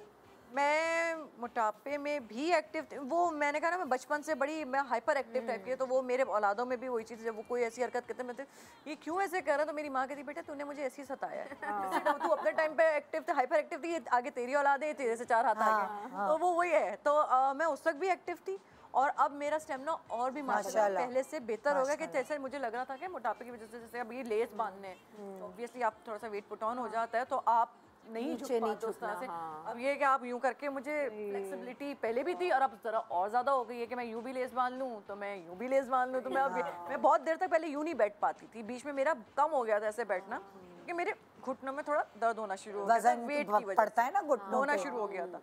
फिर उसी बात से मुझे अंदाजा हो कि भाई एज इतनी नहीं है, घुटनों के दर्द क्यों हो रहे हैं, क्या है। अच्छा, क्योंकि तुमने डॉक्टर से सारी बातें पूछी होगी, अगर औरत ये करवाए और फिर उसके बाद वो कंसीव करना चाहे, प्रेग्नेंट होना चाहे, उसके बाद और आसानियां पैदा हो जाती हैं कंसीव करने में।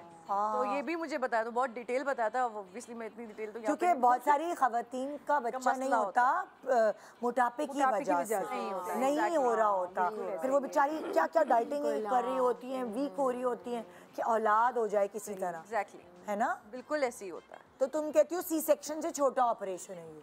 सी सेक्शन के आगे हर ऑपरेशन छोटा है। सी सेक्शन ऐसी नहीं, माँ के कदमों तले जन्नत है, नॉर्मल डिलीवरी में उससे ज़्यादा जन्नत है, लेकिन सी सेक्शन आफ्टर जो इफेक्ट्स हैं उसके, वो सारे लाइफ टाइम आपके रहते हैं। कभी किसी को वो एपिड्यूरल लग के जो है वो कमर का दर्द बैठ जाता है, वो लाइफ टाइम का औरत हील पहनना छोड़ देती है, जिसको शौक होता है उसकी हीलें छुड़ जाती हैं सिर्फ इसलिए कि वो यूं पैर नहीं रख सकती। शुक्र गुजार हूँ अल्लाह की कि मैंने तीनों डिलीवरीज मेरे एपिड्यूरल नहीं हुआ। आखिरी में जो है बलाज की दफ़ा मैंने कहा अच्छा कर लेती हूँ, तो डॉक्टर ने कहा अब टाइम नहीं रहा। अच्छा अब टाइम नहीं है, बच गई। क्योंकि जब होता है ना एंड में आपको होता है कि ऊपर सब बर्दाश्त नहीं आप कर सकते, डॉक्टर प्लीज, तो वो मैं बचत हो गई और मैं अल्लाह का शुक्र अदा करती हूँ क्योंकि मैंने एपिड्यूरल वाली माओं को तकलीफ में, कमर की तकलीफ में तड़पते हुए देखा। इतना डराया था कि ये माइग्रेन किसी वेन पे लग जाए तो वो लाइफ टाइम आपके सर में हथौड़े पड़ते हैं, ये होता है वो। मैं इतना डरी हुई थी कि मेरी माशाल्लाह माशाल्लाह माशाल्लाह वो ये बात हाथ हाथ की बात है, चाहे वो ये डॉक्टर तनवीर राजी हों या मेरी गायनाकोलॉजिस्ट हों, वो हमारी फैमिली डॉक्टर हैं, तो वो उनकी उन्हीं से ही मैंने दोनों बच्चे मेरे ये भी एक रिस्क होता है जो औरत वही बच्चा पैदा मैं करती है, शेयर कर रही हूँ, ये भी एक रिस्क है। वही रिस्क में शेयर कर रही हूँ कि वो था कि नॉर्मल पे जाना है या उस पे जाना है या क्या है क्या नहीं है, एपिड्यूरल पे जाना है, अगर हमें जरूरत पड़ जाए तो हमें एपिड्यूरल लगाना पड़ेगा, फिर हमारे पास वो कोई उस पे हम रिस्क नहीं ले सकते क्योंकि अगर नॉर्मल नहीं हो रहा तो डेफिनेटली हमें ऑपरेट की तरफ जाना होगा, ऑपरेशन पे करना होगा। तो वो मैं मेंटली प्रिपेयर हर चीज़ के लिए किया हुआ था, ये था वो था। तो मैंने जब मेरा एक्सपेरिमेंट हुआ ये वाला एपिड्यूरल वाला, अच्छा जो मेरी गायनाकोलॉजिस्ट है उन्हीं के हस्बैंड जो है एनेस्थीसिस्ट भी हैं, तो दोनों मियाँ बीवी जो है साथ ही काम करते हैं। तो जब उन्होंने लगाया, पहला एक्सपीरियंस जो था मेरा, तो मैं इतना डर रही थी, मेरे हाथ पैर सुन्न हो गए थे, मेरे पैरों ने काम करना छोड़ दिया था। एक तो इतना बड़ा पेट, ऊपर से ये बिठाओ इंजेक्शन के लिए थोड़ा आप करें, इतने बड़े पेट के साथ आगे कैसे हो क्या हो। 4 लोग तो आपको आगे की तरफ धकेलते हैं कि आपको इंजेक्शन रीढ़ की हड्डी में लगना है, आज सुबह सुबह आपको हम डरा रहे। अब ये जो मेरे पैर सुनो, मुझे लगा मेरे पैरों से जान निकल गई है। मैंने कहा डॉक्टर साहब मेरे पैरों से ना जान निकल रही है, मुझे वैसा लग रहा है कि मुझे एंजाइटी हो रही है। कह रहे लेट जाओ। मैंने कहा क्या मतलब लेट जाओ? कह रहे लग गया इंजेक्शन। उनका हाथ पता भी नहीं चला। ये एक्सपेरिमेंट मेरा इतना अच्छा रहा कि वो सुन हो रहा था। तो वो दोनों एक्सपेरिमेंट्स तो मैंने दोनों डिलीवरीज एपिड्यूरल के साथ यस, मेरे दोनों सी सेक्शन और वो दोनों ही C-section है। 2 C-section। तो फिर ये तो इतना बड़ा रिस्क ले चुकी थी ना, तो इससे तो नॉर्मल लग रहा था, तभी तो अपना एक्सपेरिमेंट बता रही है, इसीलिए कर लिया। ये देखिए भाई तस्वीरें दिखाए हैं आप, बिफोर एंड आफ्टर। मेरे खुदा, वो दूसरी वाली भी दिखाओ। ओह माय गॉड, कितने केजीज हो आप तो मैं 90 की सारा मेरा आप वायरल हैं। Thank you. My God, totally a different person. Wow, बिल्कुल। देखो ना, सारे पर्सनालिटी बदल जाती है, आपका कॉन्फिडेंस लेवल। ये तो कॉन्फिडेंट उस वक्त भी होगी, मुझे कंफर्म है। हाँ, उस वक्त भी होगी, मुझे पता है इसकी उस वक्त भी पर्सनालिटी। मैं हंसते हंसते गई थी क्योंकि मैं एक अच्छे काम के लिए जा रही थी। और जब मैं डिलीवरी के लिए जा रही थी तो मेरी डॉक्टर, वही गायनेकोलॉजिस्ट जो है डॉक्टर हलीमा, उन्होंने कहा पूरे करियर की ये वाहिद मेरी पेशेंट है जो इतना तैयार होके जा रही। मैंने कहा अच्छे काम के लिए जा रही हूँ, तैयार होके जाऊँ। बच्चा जब हो तो देखे, माँ ने लिपस्टिक लगाई हुई थी। सबसे पहले आपकी शक्ल देखा। तो मैं वो जो औरतें अपने आप को छोड़ देती हैं, हाय हाय कर रही होती हैं, वो कर रही नहीं, मैं बताऊँ नहीं, सी सेक्शन वाली खवातीन ज्यादातर तैयार होके क्योंकि डस से मस्त नहीं होता उनका कुछ भी। मेरे 3 हुए सी सेक्शन, लेकिन तैयार नहीं हुए। अच्छा, मेरे सी सेक्शन के टाइम पे, एंड टाइम पे मुझे नॉर्मल लेबर पेन्स आना शुरू हो गए थे। अच्छा, आप बहुत डेप्थ में नहीं जाओ, सारी चीजें क्योंकि अब हम आगे बढ़ते हैं। आगे बढ़े, आगे का एक्सपेरिमेंट। इतना वायरल नहीं होना मुझे, इतना भी शौक नहीं है। ये 2 अलग अलग टॉपिक्स के अलग अलग शोज होंगे।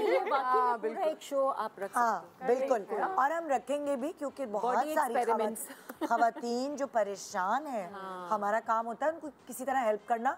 और सारा का बड़ापन है कि उसने दूसरों की हेल्प के लिए उसने अपना ये चीज सीक्रेट शेयर किया, वरना हर किसी की हिम्मत नहीं होती। और आज तक किसी ने नहीं किया मेरे शो पे आके। बिना डराए। You are the first one, seriously, hats off. Thank you. मैं करूंगी एक शो, नो डाउट मैं करूंगी डिटेल में तुम्हारी डॉक्टर के साथ कि हम, ताकि हम और लोगों की मदद कर सके जो इस तकलीफ से गुजरे। मोटापा एक तकलीफ है। बिल्कुल। मुझे लगता है कि आपकी ज़िंदगी में जो अच्छा या बुरा एक्सपीरियंस हो, स्पेशली अच्छा, तो वो आपको अपने चाहने वालों से शेयर करना चाहिए। जा रही है सीरियसली, इसलिए क्योंकि आपको देख के वो आगे एक्टर्स की ज़िंदगी जो है वो फॉलोअर्स पे ही अटकी हुई है, क्योंकि वो उनको देख के जो एडमायर कर रहे हैं तो उनको अच्छी चीजें बतानी चाहिए कि हमारा एक्सपीरियंस अच्छा हुआ है तो तुमके भी ये करना चाहिए, और ये बुरा हुआ तो ये नहीं करना चाहिए। लेकिन वो पता है क्यों लोग छुपाते हैं? मोटापे की वजह से बहुत सारी बच्चियों की शादियां भी नहीं होती। इतनी प्यारी, पढ़ी लिखी, इतनी सुगढ़, हर तरह से अच्छी होती है। और जब हमने ये बात बहुत सारी और क्लियर करेंगे बात, एक पूरा हम शो डेडिकेट करेंगे इस चीज को, ठीक है? तो जी नेक्स्ट रिस्क। अब तो बाकी सारे रिस्क मुझे इतने छोटे लगते हैं, बहुत छोटे लग सोच रहे हैं क्या बताएं। अभी खीर का रिस्क आया है। क्या बताऊं मैं, ये तो छोटा सा मैदा कटने के आगे आप लोग मुझे शर्मिंदा कर रहे हैं। कोई कंपैरिजन ये तो वो बता रहे हो, अब मैं क्या बताऊं, रहने दो। नहीं, मेरी भी आपको ये जो मेरा भी वो था ना एक्सपेरिमेंट अपना, वो आपको काम आ जाएगा। अच्छा, मैंने ना पीच कलर के ड्रेस पहना था, और पीच कलर की ड्रेस में बहुत कम पहनती हूँ, और मैंने एक ही सैंडल बड़ी अच्छी सी मैंने ली। बता क्या रहे हो, खीर से कोई काम? खीर का बता रही है? अच्छा, मैं सोची आपको हील्स का पूछ रही हूं। नहीं, खीर से ताल्लुक और भी था, खीर का था। ओके, मैं हील्स समझी थी ना। एक्चुअली अभी तक मेरे उससे वायरस से बाहर नहीं, लेकिन मैंने हील नहीं बोला, खीर ही बोला। खीर ही बोला था। उसके कानों के आगे सिर्फ मैदा मैदा मैदा। ये सोच रही मैं इतनी डाइट करती हूँ तो यही करवा लूँ, मेरा दिमाग वही जा रहा है जी। अच्छा, मैं खीर का ये था कि हमारे घर में तो नहीं, मैं गई हुई थी अपनी फ्रेंड के घर पे। तो दावत थी उसके घर पे, तो बड़ी दावत थी, एंगेजमेंट की, जो ससुराल वालों को बुलाते हैं, तो उनके यहाँ दावत थी। उसने मुझे कहा कि भाई खीर जो है ना वो मुझे बनानी है। तो मैंने कहा चलो ठीक है, हम दोनों बनाते करें। नहीं, मैं बहुत अच्छी बनाती हूँ खीर, तो मुझे रेसिपी बता दो। तो मैंने रेसिपी बता दी उसको। फिर मुझे तो उसने हाथ नहीं डालने दिया, उसने कहा कि नहीं मैं बना लेती हूँ खीर, मैं बड़ी अच्छी बनाती हूँ। मैंने कहा ठीक है। अच्छा, सारी बना ली, सब कुछ कर लिया, हर चीज़ उसने गार्निश कर लिया, चांदी के वर्क लगा के उसने रख दिया। फिर मैंने उससे पूछा कि मैं कहीं चली गई भी दोबारा ही तैयार होके, तो मैंने कहा कि सारी चीज़ तैयार? हाँ, सारी चीज़ें डालें। खीर कैसी बनी? ज़बरदस्त, तुमसे भी अच्छी बनी है। मैंने कहा अच्छा, तुमने जो बताया था ना अपनी तरफ से भी किया है, बड़ा अच्छा बना है। मैंने कहा ओके। अच्छा, अब गेस्ट सारे आ चुके हैं, अब खाना सर्व इन्होंने किया। उन्होंने कहा खीर को थोड़ी देर के बाद हम रखेंगे। अच्छा, जो स्पून डाला ना निदा, वो पानी था, वो दूध था, वो बिल्कुल भी वो जो गाढ़ी होती है ना थिक सी, वो खीर नहीं थी। एक्सपेरिमेंट कामयाब नहीं हुआ। हाँ, उन्होंने जो किया था ये नहीं कामयाब हुआ था, मैं करूँगी ना इसको कामयाब। जी, करेंगे। वो मेरी फ्रेंड ने जो बनाया था, वो जो वो नहीं होता कोई होशियार ज़्यादा बनते कि मैं बहुत ज़्यादा अच्छा बना लूँगी, पानी वाली 1.5 होशियार मैं बोलना चाह रही थी, मैंने बोला नहीं। क्या किया तुमने? अच्छा, फिर मैंने अब गेस्ट को वो खाना सर्व कर दिया जो खाना था, और खीर को हमने सोचा था लास्ट में कि ये पानी कैसे हुई। मैंने सब सही किया था, चावल भी सही डाले थे, फलाना भी डाला था, कोई पैकेट भी डाला था, ये भी डाला था। मैं कहा तुमने ये किया या पानी डाल दिया, दूध डाल दिया, क्या करा? इतनी परेशान, उसकी अम्मी उसको डांट रही। फिर मैंने कहा जल्दी से, अब तुम ये परेशान नहीं हो। अच्छा, मैंने खुद दिमाग से, मैंने कहा ब्रेड के जो बड़े बड़े पैकेट्स होते हैं ना, मैंने 2 मंगवाए। मैंने कहा फुल साइज़ के लेकर आओ, हम कुछ ना कुछ तो करते हैं, क्योंकि ठंडी हो चुकी है सारी है।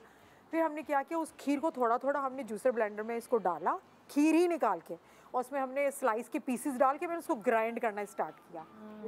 रियली मैंने खुद ही अपने दिमाग से कि अल्लाह करे कुछ ना कुछ हो जाए, अच्छा सा गाढ़ा गाढ़ा करके भी इसके अंदर मिक्स करती गई, डालती गई। आप देखिए वो थिक हो गई, जैसे कि लाइक आइसक्रीम थोड़ा पिघलता है ना, उस टाइप का तो हो ही गया, जैसे लब्बी शीरी वगैरह खाते हैं, वो इस तरह की खीर हो गई। तो मेरा ये जो एक्सपेरिमेंट ये वाला था ना, बिल्कुल सही था। खीर, ब्रेड खीर, बिल्कुल सही। जरूरत इजाद की माँ है। हाँ, ये मेरा अपना तजर्बा। और एक ना कि बड़े बुजुर्ग पहले जो खवातीन होती थी, दादी नानियाँ हमारी, खाने में अगर नमक ज्यादा तेज हो जाए, वो आटे का वो नमक सोक कर लेता है। बिल्कुल, वो सोक कर लेता था। तो ये वाला वो तो चलो हमें पता था, लेकिन ये वाला जो सीख ली मैंने टोटका ये मुझे नहीं दी गई। सब बोलते थे कि नमकीन हो जाएगी, फलाना हो जाएगा। अच्छा, ब्रेड में भी एक मीठा होता है, एक नमकीन, हमने मीठे वाला मंगवाया था। मैंने कहा अल्लाह का नाम कुछ तो करो, क्योंकि खाने के बाद इसको सर्व करना होगा। लेकिन वो सेट हो गया, ऐसा भी नहीं बहुत ज़्यादा जमी हुई नहीं, लेकिन हो गया कि स्पून में आ रही। और डाली होगी, फिर आपकी फ्रेंड ने नहीं कहा होगा कि मैंने बनाई है। किसने? फिर आपकी फ्रेंड ने क्लेम किया। उसका मुंह तो बहुत छोटा सा हो गया था, उसने डांटे भी बड़ी सुनी थी, लेकिन हमको उसको फौरन से सही करना था। तो ये मेरे साथ हुआ था। आपने डबल रोटी मंगवाई, आप कलाकंद मंगवा लेती हूँ। कलाकंद बहुत मीठा हो जाता है, टाइम नहीं होगा कलाकंद मीठा बहुत, क्योंकि डबल रोटी का बनी बनाई कलाकंद जो आती है, मिठास, उसको ब्लेंड कर दो, मीठा हो जाता ना। वो मीठा तो हो जाता, लेकिन वो इतना नहीं गाढ़ा करती। डबल रोटी अब्सॉर्ब कर ना, जैसे आटे के टुकड़ों में दूध डालते हैं, तो वो आप देखिए ना सारा के सारा वो ड्राई हो जाता है, और वो और कंसिस्टेंसी उसकी एग्जैक्टली। तो बस मेरे वो नहीं करती कला, वो डूब तैर रही होती, कहीं से कहीं जाता है ना, तो वो पेस्ट नहीं वो मुश्किल हो, मेरे दिमाग में था कि दूध डबल रोटी खाते भाई तुम शेफ के साथ खड़ी होती हो, वो शेफ है। लेकिन ये वाला कामयाब हो गया। हाँ अच्छा, हाँ ये तो मैं भूल ही गई। अच्छा और पता ये है क्या हम हुआ? करेंगे, अच्छा फिर इसका भी एक शो होगा। अच्छा निदा, इसके बाद क्या हुआ, फिर मैं कुकिंग शोज वगैरह करती हूँ, तो फिर मैंने कम बजट की खीर जो है ना इस तरह बनाना सिखा दी लोगों को। रेसिपी बन दूध गई। जो है अब पता चला इसकी रेसिपीज कैसे बनती है, अब पता चला। मेरे तजर्बा से वो तजर्बा काम है, क्योंकि कम बजट, दूध महंगा होता है, चीजें महंगी होती है, तो मैंने कहा फिक्र ही ना करें, दूध में पानी डालें, डबल रोटी डालें, चीनी। अच्छा नेक्स्ट है शॉर्ट हेयर कट। बहन जितना लंबा मैंने उसका किस्सा सुना था तुम्हारा नहीं सुना। नहीं ना सुना, इंटरेस्टेड था ना उसको, तो हमें मजा आ रहा था। उसका तो पूरा एक सेगमेंट ले गई थी। मजेदार ना। और भी हम सुनना चाहते हैं। वो अब नेक्स्ट शो में होगा क्योंकि बातें ज्यादा है। अब सेगमेंट देखिए बालों की बात हो रही है, ठीक है, मेरा वो हेयर कट का एक्सपेरिमेंट था। मेरे हमेशा इतने रहे हैं बाल, इतने लंबे नहीं रहे, जैसे ये इन्होंने भी अपना एक सुनाया था। तो मैं भी आपके बाद ही सुनाना। हाँ तो मैं कभी भी नहीं कटवाती थी ना, मैं कभी नहीं, बस इतना काटे, फिर मैं सैलून पे जाना ही छोड़ दिया, मैं खुद ही ट्रिम करती थी।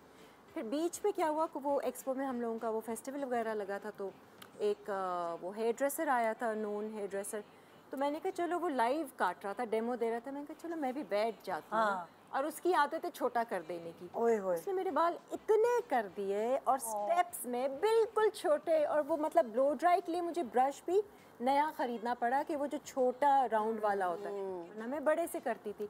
लेकिन वो it was a good experience, क्योंकि आई रिमेम्बर तुम बहुत अच्छी लग रही और बहुत यंग भी और लग रहे होते छोटे बालों में, तो वो मुझे बहुत अच्छा मेरा वो एक्सपेरिमेंट रहा। गलती से हुआ लेकिन हो गया, गलती से हुआ था और अच्छा हुआ। फिर उसके बाद मैंने कहा अब मुझे डर नहीं है, अब छोटे भी बाल करवाने होंगे मैं कर लूँ, क्योंकि तुम्हारा फेस लंबा है ना। लंबे फेस पे आप हर तरह के बाल सूट कर जाओगे। यूजुअली हम लोग डरते हैं ना कि नहीं वो लुक अजीब सी आ जाएगी, नहीं पता नहीं। मैं कभी नहीं बैठ सकती ऐसे बंदे के आगे जो मेरे इतने से कर दे। मैं बैठ गई थी क्योंकि मैं तो कुछ और ही बहुत शौक है छोटे बालों का, तो मैं तो हमेशा बैठती थी, और मैं अपनी जो मेरी हेयर स्टाइलिस्ट है मैं उनके पास जाती थी, एक ही है वो भी, कहते बाल छोटे कर पक्का। मैं कहा आप जितने छोटे करने आप कर लें, लेकिन अब जब से मैंने करियर चेंज किया तो ऑब्वियसली वो छोटे बाल नहीं कर सकते, बिकॉज देन फिर आप जो है बाउंड हो जाते हैं, रिस्ट्रिक्ट हो जाते हैं ना, कौन सा कैरेक्टर आपको मिले कि तो नहीं। अब बाल लंबे किए हैं और अभी भी दिल चाहता है कि कुछ करके बाल कट जाए मेरे। ये तो माशाल्लाह इन्होंने तो बालों का अलग ही एक्सपेरिमेंट। कहानी मेरा एक्सपेरिमेंट अलग है, बताइए।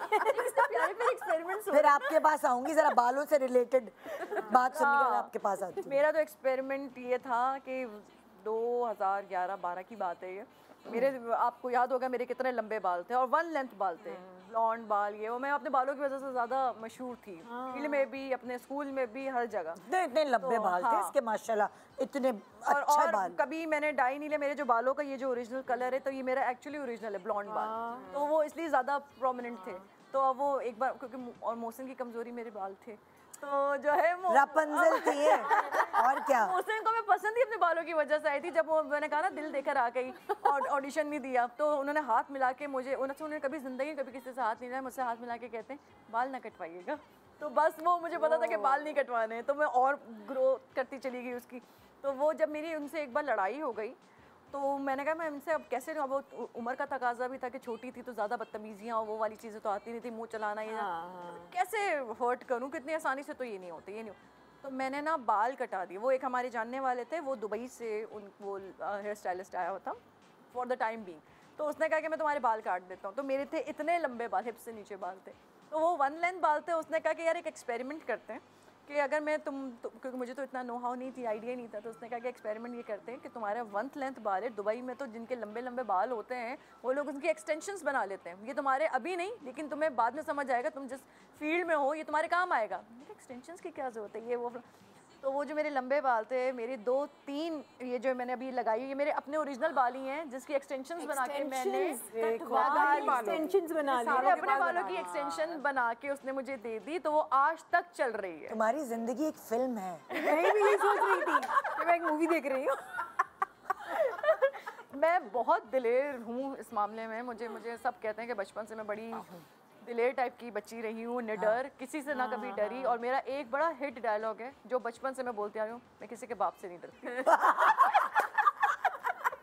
मस्त है हाँ। मैं किसी के बाप से नहीं डरती, और जब मैं गुस्से में किसी को बोल दूं फिर तुम्हारे बाल देख के तुम्हारे मियाँ ने क्या बोला? ये तो तुमने बताया ही नहीं। नहीं उनको रोए तो नहीं वो? नहीं वो नहीं रहे, लेकिन मेरी माँ रोई थी। हाँ, मुझे लगता है कि मैंने उनका दिल दुखाया था, तो वो एक्सपेरिमेंट एक जगह अगर आज तक अच्छा हुआ है तो वहाँ बस उसके बाद मेरे दोबारा वो वाले बाल ना हुए जो मेरी माँ ने, क्योंकि वो बचपन से बढ़ाती चली आई थी। वो मैंने सोचा ही नहीं कि वो मैंने फॉर ग्रांटेड लेकिन फिर भी तुमने जाया नहीं किए। हाँ, लेकिन ये कि है अपने ही बालों में लगा की फीलिंग्स भी रख ली ना मैंने, वो उन्होंने जो बढ़ाए थे वो भी रख लिए, और जो उनको हर्ट करना था वो भी काट दिया। दोनों चीजें हो गई। दोनों चीजें। क्या बात है भाई। हाँ, अब मैं इनकी बात रह गई है या ब्रेक पे जाऊँ? अब ब्रेक जाऊंगी फिर दोबारा वापस आऊँ। Good morning Pakistan. Welcome back. Good morning Pakistan. हमारा ब्रेक के दौरान भी एक शो चल रहा होता है और हम बिल्कुल फारिग नहीं है आज। हम बहुत एंजॉय कर रहे हैं आज लेजेंड फिल्म हमारे बीच में भी चल रही होती है। ड्रामा सीन चल रहा है ना। अच्छा, अब हम बात करेंगे किड्स ईटिंग हैबिट्स, जो कि ये वाकई एक बहुत बड़ा रिस्क है। उनको क्या खिलाएं, क्या नहीं खिलाएं, क्या चीज़ सूट करे। मेरा तो सबसे बड़ा जो मैंने एक्सपेरिमेंट किया था वो ये था कि लौकी गोश्त बनता था, तो बच्चे लौकी आलू है बेटा खा लेते थे, उनको पता भी नहीं चलता था कि लौकी है। मैं भी ऐसे ही करती थी, लेकिन मैंने ये तीसरे वाले पे किया। पहले दूसरे वालों की तो एक्सपेरिमेंट ही चल रहा था ना, अच्छा जी जो कर लो। तीसरे वाले में मैं उसको टिंडे छुपा के देती थी गोश्त का, निवाला बना के खुद ही।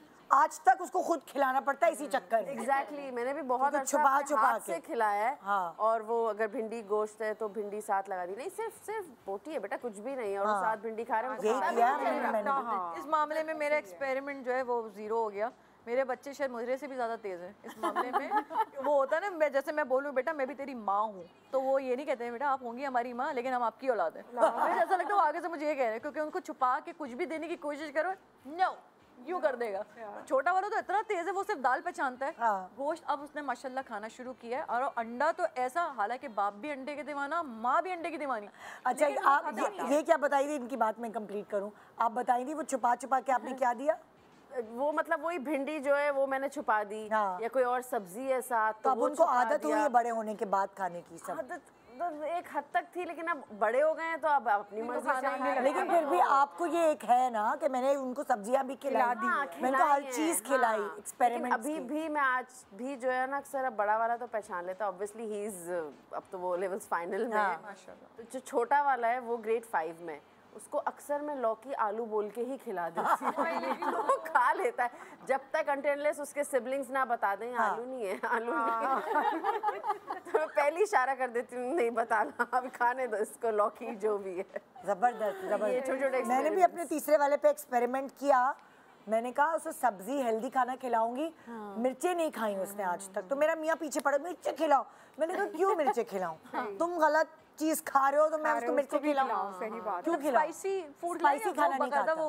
अच्छा, स्पाइसी खाना नहीं खाता, लेकिन वो ब्रोकली सब्जी ये वो सब कुछ खा लेता है। अच्छी बात है, फिर तो अच्छी आदत। तो मैंने कहा तुम जब उसके नहीं देखो इम्यून सिस्टम मजबूत होता है, मैंने कहा मिर्चों से नहीं, बिल्कुल नहीं होता। मिर्चों से इम्यून सिस्टम लगता है मिर्चों से जुबान ज्यादा तेज चलती है। असल में घर में हमारे एक मिर्चों वाला खाना पक रहा है ना, तो वो ये कह रहे हैं कि उसके लिए अलग क्यों पके। तो मैंने कहा तुम्हारी डाइट के लिए भी तो अलग पकता है। तो उसको खाने जो अलग पके अभी से बेचारे को आदत डाल दो ना, अच्छा है हेल्दी ईटिंग का। तो वो अलग अलग एक्सपेरिमेंट्स होते हैं। मुझे लगता है कि बच्चे को चीनी और नमक शुरू में नहीं देनी चाहिए, तो सब कुछ खा लेता है। ये मेरा वो बच्चा जिसने एवोकाडो भी खाया, जबकि जो एवोकाडो अब इतना मशहूर हुआ है और लोग सैलेड्स में खा रहे हैं, जब वो पैदा हुआ था तब इतना नहीं था, उसका टेस्टलेस उसका वो था, उसका कोई टेस्ट नहीं। हाँ, तो वो ब्रेन हेल्थ वगैरह के लिए बहुत अच्छा होता है ये सब चीजें। तो अच्छा ये क्या अब एक और एक्सपेरिमेंट आ गया मेरा। अरे ये वाला एक और फिल्म की एक और किस दिखाते हैं। लाइको भी कर रहा है।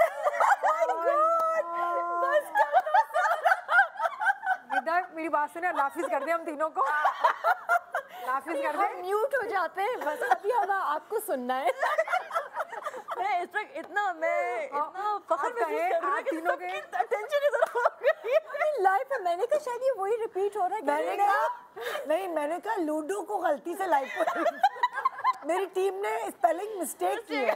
अच्छा मैं वो समझी वो जो गैस्ट्रिक वाला था वही दोबारा से आ गया। नहीं, दूसरा गैस्ट्रिक स्लीव तो सबसे लास्ट स्टेज था मेरा, जो मैंने अब ये फाइनल एंड करवा ही लिया फुल एंड चलो शुरुआत कहीं और से हुई थी। सबसे पहले मैंने लाइपो ही करवा दिया था अपना, और मैं उस वक्त में मुझे लगता है लाइप, और वो एक्सपीरियंस मेरा थोड़ा बुरा इसलिए हुआ क्योंकि लाइपोसक्शन के मामले में मैं कहती हूँ कि इसके लिए तो किसी को भी नहीं जाना चाहिए। क्योंकि वो आपकी बॉडी टेंडेंसी और बढ़ा देता है, क्योंकि उससे आपका खाना नहीं रुकता। आपका मुझे लगता है कि और प्रॉब्लम्स स्टार्ट हो जाते हैं उससे। आपको कॉन्स्टिपेशन स्टार्ट हो जाता है, उसमें आपका जो है वो अचानक से वो मसल्स आपके जो है स्टिफ हो जाते हैं। ये चीज़ें काफ़ी अरसे तक आपका वो लाइपो का जो था ना, मेरा एक्सपीरियंस थोड़ा बुरा था। अच्छा एक बात बताओ, जो एक पता नहीं मिथ बना हुआ है, जैसे कोई अगर यहाँ का लाइपो कराता है तो मैंने सुना है कि फैट अगर उसका स्टोर होता है तो फिर उसका कहीं और हो जाता है, इधर या उधर। उधर नहीं होता जहाँ का लाइपो कराया होता है, कहीं और हो जाता है। ये सही बात है क्योंकि मैं ना कुछ वो जो बॉटल नहीं होती कोको कोला की, शेप मेरा वैसा हो गया लाइपो करवाने के बाद। मतलब पहले स्ट्रेट था, ये आपको कुछ ऐसा वाला हो गया। लाइपो का किसने दिया था? खुद से ही आया कि लाइपो करवा लो। देखो यही होता है ना, बहुत सारे लोग मशवरे देते हैं। मशवरा तो मुझे ये गैस्ट्रिक स्लीव का भी दिया था, लेकिन इस बार ये था कि मैंने खुद रिसर्च सारी ली आपने। उस समय यंग भी बहुत थी, तो मैंने सुनी सुनाई बातों पे जरा भरोसा करके मैंने वो डायरेक्ट ही लाइपो पहुंच गई। और लाइपो से स्किन ढीली हो जाती है। लाइपो से नहीं, मेरी स्किन तो तब भी टाइट थी, ऐसा वो वाला एक्सपीरियंस मेरा बुरा नहीं हुआ।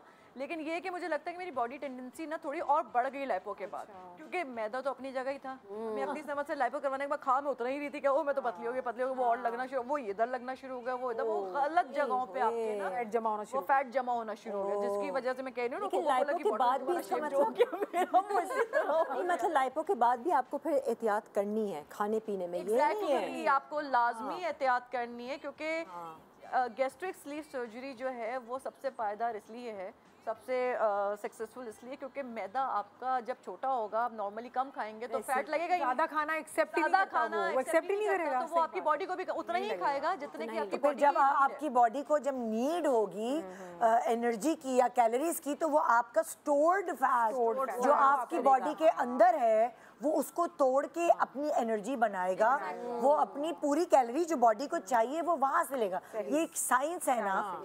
और लाइपो के बाद आपका बॉडी टाइप तो वही है ना, वो तो आप वैसे शेप में आगे सब कुछ जाएगा, लेकिन आपका मैदा तो उतना आपकी मेंटली भी आपने खाना छोड़ा तो पतले हो। कहते हैं ना आप एक्सरसाइज कर रहे हैं इतना, 80% इज व्हाट यू ईट। अगर आप अपनी मुंह पे जिप लगाते तो कम, अगर आप एक्सरसाइज कर रहे हैं और आप ज्यादा खा रहे हैं, आप ज्यादा मोटे होंगे, आपका मास बढ़ेगा। एक्सरसाइज दोनों चीजों मैंने तो दोनों ही एक्सपेरिमेंट कर लिए। तो मेरा जो बेस्ट एक्सपेरिमेंट था वो ये था गैस्ट्रिक स्लीव वाला, कि मैंने जड़ी कटवा दी। नेक्स्ट एक्सपेरिमेंट होगा, एक्सपेरिमेंट क्या होगा? मैं अब तो क्या करेंगे, आगे क्या होगा? तो मैं सोच रही हूँ आगे क्या होगा। आप क्या सोच रहे हैं? मैं अभी मैं कुछ नहीं सोच सकती। इतना कुछ, पर आई एम श्योर कि मैं इंशाल्लाह अगर कुछ भी ऐसा हुआ, निदा के मैं जरूर शो में आके बताऊंगी, क्योंकि मैं एक्सपेरिमेंट शेयर करने वाली हूँ। खुद ही कॉल करके बता दीजिए। तो यहाँ बहुत सारे लोग लाइपो की तरफ जाते हैं। लाइपो का एक्सपीरियंस नहीं अच्छा रहा सारा का, लेकिन गैस्ट्रिक लीव का अच्छा रहा। आज भी आती है आज हम अच्छे और बुरे रिस्क दोनों शेयर कर रहे हैं आपसे। तो ये आ जाती है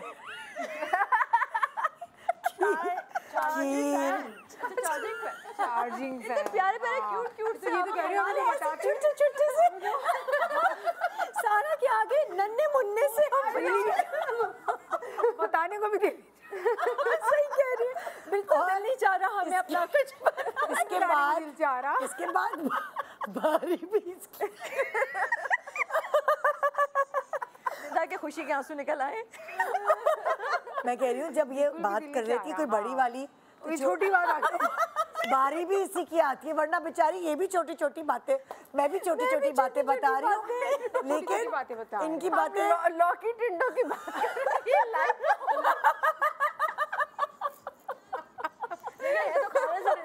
हम आलू बना के लौकी आगे बड़ी ऑपरेशन इन्वर्टर एसी, ये थोड़ा बड़ा इन्वर्टर एसी फैन से बड़ा है। चार्जिंग फैन से आपका इन्वर्टर बड़ा है, तो अब आप बताइए। वो बात कर लो, छोटी हो जाएगी बहुत ज्यादा। नहीं मैं मेरे छोटे एक्सपीरियंस में छोटा वाला भी ये वो कर लेती हूँ। नहीं, हम तो चार्जिंग फैन सुनेंगे। इसी से रिलेट कर देती हूँ मैं।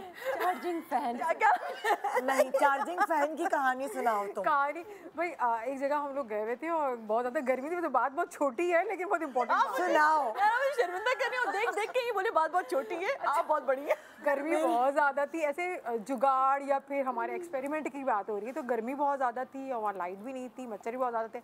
चार्जिंग फैन जो होते हैं वो हम साथ लेके जाते हैं, पिकनिक पे जाते हैं, कहीं पर भी जाते हैं, तो गर्मी बहुत ज़्यादा थी और मेरी कज़न थी, उसका बच्चा भी था, वो रो रहा था। मैंने कहा इसको फ़ैन को ऑन कर देते हैं, वो बच्चा ज़्यादा गर्मी की वजह से परेशान हो रहा था। खुले में नहीं, बड़ा अच्छा है, सुनो बड़ा अच्छा है, काम का है। लोग बड़ा पिकनिक पे जाते हैं, तो मैंने कहा ठंडी हवा कैसे आए, सब कह रहे थे ठंडी हवा कैसे आए। हमने क्या किया, एक इन दो औरतों को जो है ना कैप्चर किया जाए, जो हंस हंस के पागल हो गए। मेरी बात पूरी, सो सॉरी। बंदी अपना मैदा कटा के बैठा, चार्जिंग हवा कैसे बेचारी उसको ठंडी हवा लगी थोड़ी। इतना नहीं हंसी। लेकिन मैंने आते ही आपको खुशी दी है। लास्ट याद नहीं मैं कब इतना हंसी थी। हाँ फरा, It goes to me actually। हाँ फरा, मैं तो कह रही थी हमें भेज दें। नहीं आगे अच्छा, बताओ ठीक फिर है। क्या हुआ। अच्छा, बहुत ज़्यादा गर्मी बच्चे को लग रही थी और हम भी परेशान थे, रोए जा रहा है, और वो फ़ैन जो था वो इतनी हवा भी नहीं दे रहा था। अच्छा, मैंने ही फिर बोला, मैंने कहा ऐसा करते हैं कि किसी बर्तन में ना ठंडा पानी और बर्फ़ ले लेते हैं। तो वो कहने लगी मेरी कज़न को, क्या कि बर्फ़ से नहलाओगे? मैंने कहा नहीं, नहलाना नहीं है, इस फ़ैन के पीछे हम रख देते हैं ये, ठीक है, क्योंकि मेरे दिमाग में एयर कूलर था कि वो ठंडा पानी भरते तो ठंडी हवा देता है ना। मैंने कहा देखते हैं कुछ ना कुछ तो होगा, और वाकई में निदा ठंडी हवा आने लगी, क्योंकि वो जो आइस और ये सारी ठंडा पानी था ना, उसके बस पीछे रख दिया था हमने, तो इतनी ठंडी हवा हम लोग को भी फील होता। छोटा सा फैन था लेकिन हवा बर्फ की सिल रख दी थी पीछे। नहीं, एक बर्तन में हमने बर्फ और पानी रख दिया था, तो उसके बराबर, जैसे ये बॉटल है, हाँ, इसके पास हमने फैन रख दिया था, तो वो उसकी हवा, मुझे लग नहीं रहा था कि ऐसा होगा, लेकिन ठंडी हवाएं आने लगी उसके अंदर, तो इतनी अच्छी हमें भी फील हो रहा था। अब तो जब भी जाते ना तो कहते कि भाई ये वाला जो है ना, ये तजर्बा तो करना ही करना है, और ये कामयाब था। अच्छा था ना, मैं लाइफ में अच्छा था ना, तजर्बा आपने तब क्यों नहीं किया? मुझे बहुत गर्मी लग रही थी उस टाइम। नहीं, मुझे एक बात बताओ, लेकिन ये किस बर्तन में रखे हैं ऐसे पीछे पंखे? एक बर्तन था खुले मुंह का बर्तन, जैसे पतीली टाइप का होता है ना, बर्तन होते हैं, क्योंकि पिकनिक पे गए जो होते हैं। तो बहन वो यूं कैसे रखेंगे? नहीं मुझे रखा था, मैं आपको यही तो बता रही हूँ, यूं नहीं रखा था, यूं ही था देखचा। हाँ, मुझे पतीली से वो अंदर से वो, हाँ, और उसके बराबर में हमने इसकी खींचता है ना, ऐसा लग नहीं रहा था कि शायद ठंडी हवा है, मुझे नहीं लग रहा था। मैंने कहा तजर्बा करके देख लेते हैं। आपके इस तजर्बे के बाद उन्होंने वो कूलर्स छोटे छोटे निकाले जिसके ऊपर ये बर्फ होती है, आने लगे, वो हुआ, ऐसा हुआ। और फिर लोगों को मैंने देखा, आप है उसकी बानी, आप है। हम इस चीज को बड़ा बनाए ना किसी बड़ा तरह। बनाया, बड़ा और बनाया। क्या? इन्वर्टर एसी भी आ गया। अब ये बहुत पंखे की टाइम बात, पहले की बात, बहुत टाइम पहले की बात है, अभी इतनी जल्दी ही बात नहीं है, बहुत टाइम। फिर वो पिकनिक पे जाते गए, वो मुझे बताते कि तुम दोबारा रिपीट करोगी? दोबारा नहीं, वो मुझे बताने लगे कि हमने ऐसे करते आप इन्वर्टर एसी, बड़ा अच्छा है। Inverter AC was an experiment also. बहुत सुना था कि भाई जो इन्वर्टर एसी लगाते हैं उनके बिजली के बिल कम आते हैं। मैंने कहा अच्छा चलो मैं इस बार ना कमरे का निकाल के ड्राइंग रूम में लगाऊंगी, और कमरे के लिए अब मैंने 1.5 टन ही लिया था, 1 टन का इन्वर्टर एसी ला। मेरे अगर 50,000 बिल आता था ना, तो अब मेरा 20-23 हज़ार आता है, इतना आता है। तो मैं सजेस्ट करूँगी इन्वर्टर एसी से बेहतरीन, बहुत फर्क पड़ जाता है। मैं यहाँ कहूँगी नो। अच्छा मेरे तो मैं कहूँगी नो, लेकिन वो हमारा कोई चलाने वाले फर्क पे नहीं depend पड़ा, करता है। हमारा कोई फर्क नहीं पड़ा। हमारे पास एक शो पे एक्सपर्ट आए थे, उन्होंने कहा इन्वर्टर एसी एक सर्टेन टेम्परेचर पे अगर आप चला रहे हैं exactly। तो फायदा है। हम लोग चलाते हैं 16 पे। नहीं, इन्वर्टर एसी जब 24 मैं से लेने लेके गई ना, 28 उन्होंने मुझे यही बोला, आप इसको 26-27 पे भी चलाएं, हाँ, आप 10, 11, 12 घंटे चलाएं। अगर आपके ज़्यादा चलता है तो आपका ये बिल्कुल आधा कर देगा बिल। तो अब नॉर्मल एसी जो था ना मेरा स्प्लिट का 1.5 टन, वो मैं 1 घंटा 2 घंटा चलाया, 3 घंटा चलाया, अलार्म से बंद कर दिया।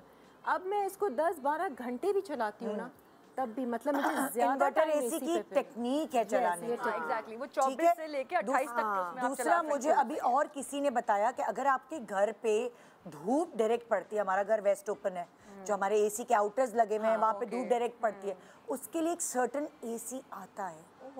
हाँ, वो मुझे अली सफीना ने भी, साथ मैं ड्रामे में काम करती, तो उन्होंने बताया, मैं उसका नाम भूल गई हूँ, लेकिन अगर आप एसी वाले से ये कहेंगे कि हमारे घर डायरेक्ट धूप पड़ती है, अच्छा, तो उसका एक अलग एसी होता है, पता नहीं टी करके नाम कुछ बताया था, मैं भूल गई हूँ, अभी रिसर्च करके बताती हूँ। T3 समथिंग हाँ, कुछ इसी तरह का नाम है। टेक्नोलॉजी आई हाँ, नई टेक्नोलॉजी है कि आप, क्योंकि हमारे घर बहुत जल्दी जल्दी एसी खराब हो जाते हैं, क्योंकि हमारे घर डायरेक्ट धूप पड़ती है। हाँ। तो वो समझो जैसे हमने हर साल इस तरह चेंज करने पड़ते हैं नए नए AC.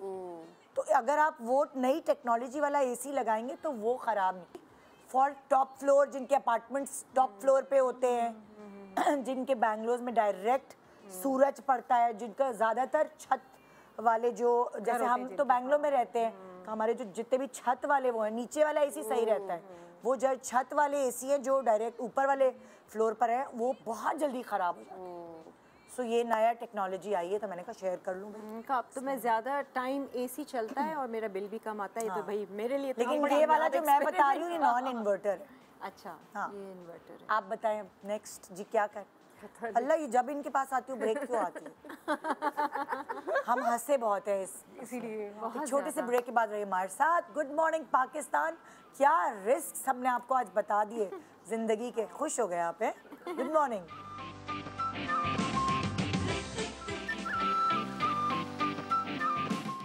Welcome back. Good morning Pakistan. आज हम बात कर रहे हैं ज़िंदगी में जो रिस्क लिए, छोटे छोटे भी और बड़े बड़े रिस्क, उनसे हमें हमारी ज़िंदगी में फ़ायदा हुआ या नुकसान हुआ, हम सब आपसे शेयर करें। सो अब क्या है, talcum powder as dry shampoo. Okay, ये रिस्क लिया आपने छोटे रिस्क ने एक्सपेरिमेंट किया था। ड्राई शैम्पू ख़त्म हो गया था तो मुझे मेरी कज़न आई हुई थी, उसने कहा कि, और टाइम नहीं था इतना, कोई इवेंट था, तो मुझे थोड़ा स्कैल्प ऑयली लगा था और ड्राई शैम्पू बिल्कुल ख़त्म हो चुका था। तो मेरी कज़न ने कहा कि टैल्कम पाउडर होता है जो जॉनसन्स वाला, जो बेबी पाउडर होता है, वो लाइट होता है, उसका टेक्सचर केमिकल्स भी ऐसा हाँ, तो कहते वो ट्राई करो और उसके बाद ब्रश ऑफ कर देना, तो वो सेम एज ड्राई शैम्पू इस्तेमाल। वो कितना महंगा आता है ड्राई शैम्पू, बॉटल में लो, बहुत जल्दी स्प्रे वो ख़त्म हो जाता है उसमें। तो वो, और अच्छा दूसरे पाउडर्स आई वोंट रिकमेंड, क्योंकि इसका जो बेबी पाउडर होता है ना, उसका टेक्सचर बहुत पतला होता है, सॉफ्ट होता है, केमिकल फ्री होता है, बच्चों के लिए होता है। तो वो स्कैल्प पे आप डाल के और उसको हल्के से जो है ना मसाज करें और फिर आप उसको ब्रश कर लें, तो वो सिल्की हो जाते हैं। आपका ब्लो ड्राई ज़्यादा और चलता है, और आपके एग्जैक्टली क्योंकि आप ब्लो ड्राई करा के आते हैं सैलून से, तो आप 3-4 दिन चलाने की कोशिश करते हैं कि भाई तो पैसा खर्च किया, चलो 3 इवेंट्स में चला लो। गर्मी में नहीं हो सकता बिल्कुल भी। स्पेशली अगर आप किचन में गलती से काम कर रहे हो तो बिल्कुल नहीं, घंटे नहीं चल सकता। नहीं, तो अपनी जगह ये तो है। तो कभी कभार चलें, ट्राई करके देख लीजिएगा। सर्दियों में चल जाए। हाँ, आपके ब्लो ड्राई के पैसे बच जाएंगे। Random, you never know. अच्छा, क्या है देसी कुड़ियाँ, तुमने किया था देसी कुड़ियाँ? मैंने विन किया था टाइटल देसी कुड़ियाँ। वो भी एक एडवेंचर। ओ हाँ, वो भी एक्सपीरियंस मेरा बड़ा बेहतरीन सीजन किया था आपने? सीजन 2 और उसकी विनर थी मैं।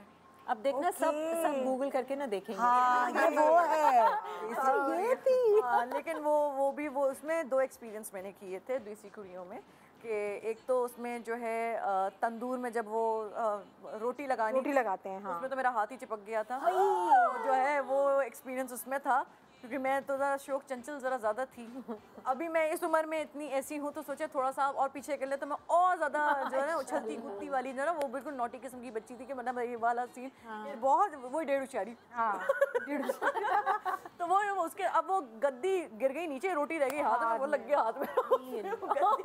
तो अच्छा, ये वाले मैंने ज़्यादा खुशी से ये वाला इसलिए किया था क्योंकि बचपन से ना अम्मा को मैंने कोई 5 से 6 दफ़ा देखा, इनकी बड़ी ऐसी ख्वाहिशात होती थी ना, ये फनी सी ख्वाहिशात मेरी माँ की होती थी। वो देख के मैंने तंदूर पे जाके रोटियां लगाना। वो लगाने देते थे?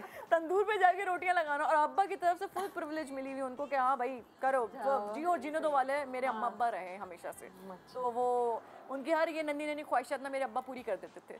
तो वो अपने भतीजे भांजों के साथ जाके जो है, तो मैं खुद बचपन से उसी तरह से ब्रॉटअप हुआ, अम्मा को देखते देखते। तो सारे बेटियाँ अपनी माँ को ज़्यादा एडमायर करती हैं हर चीज़ में।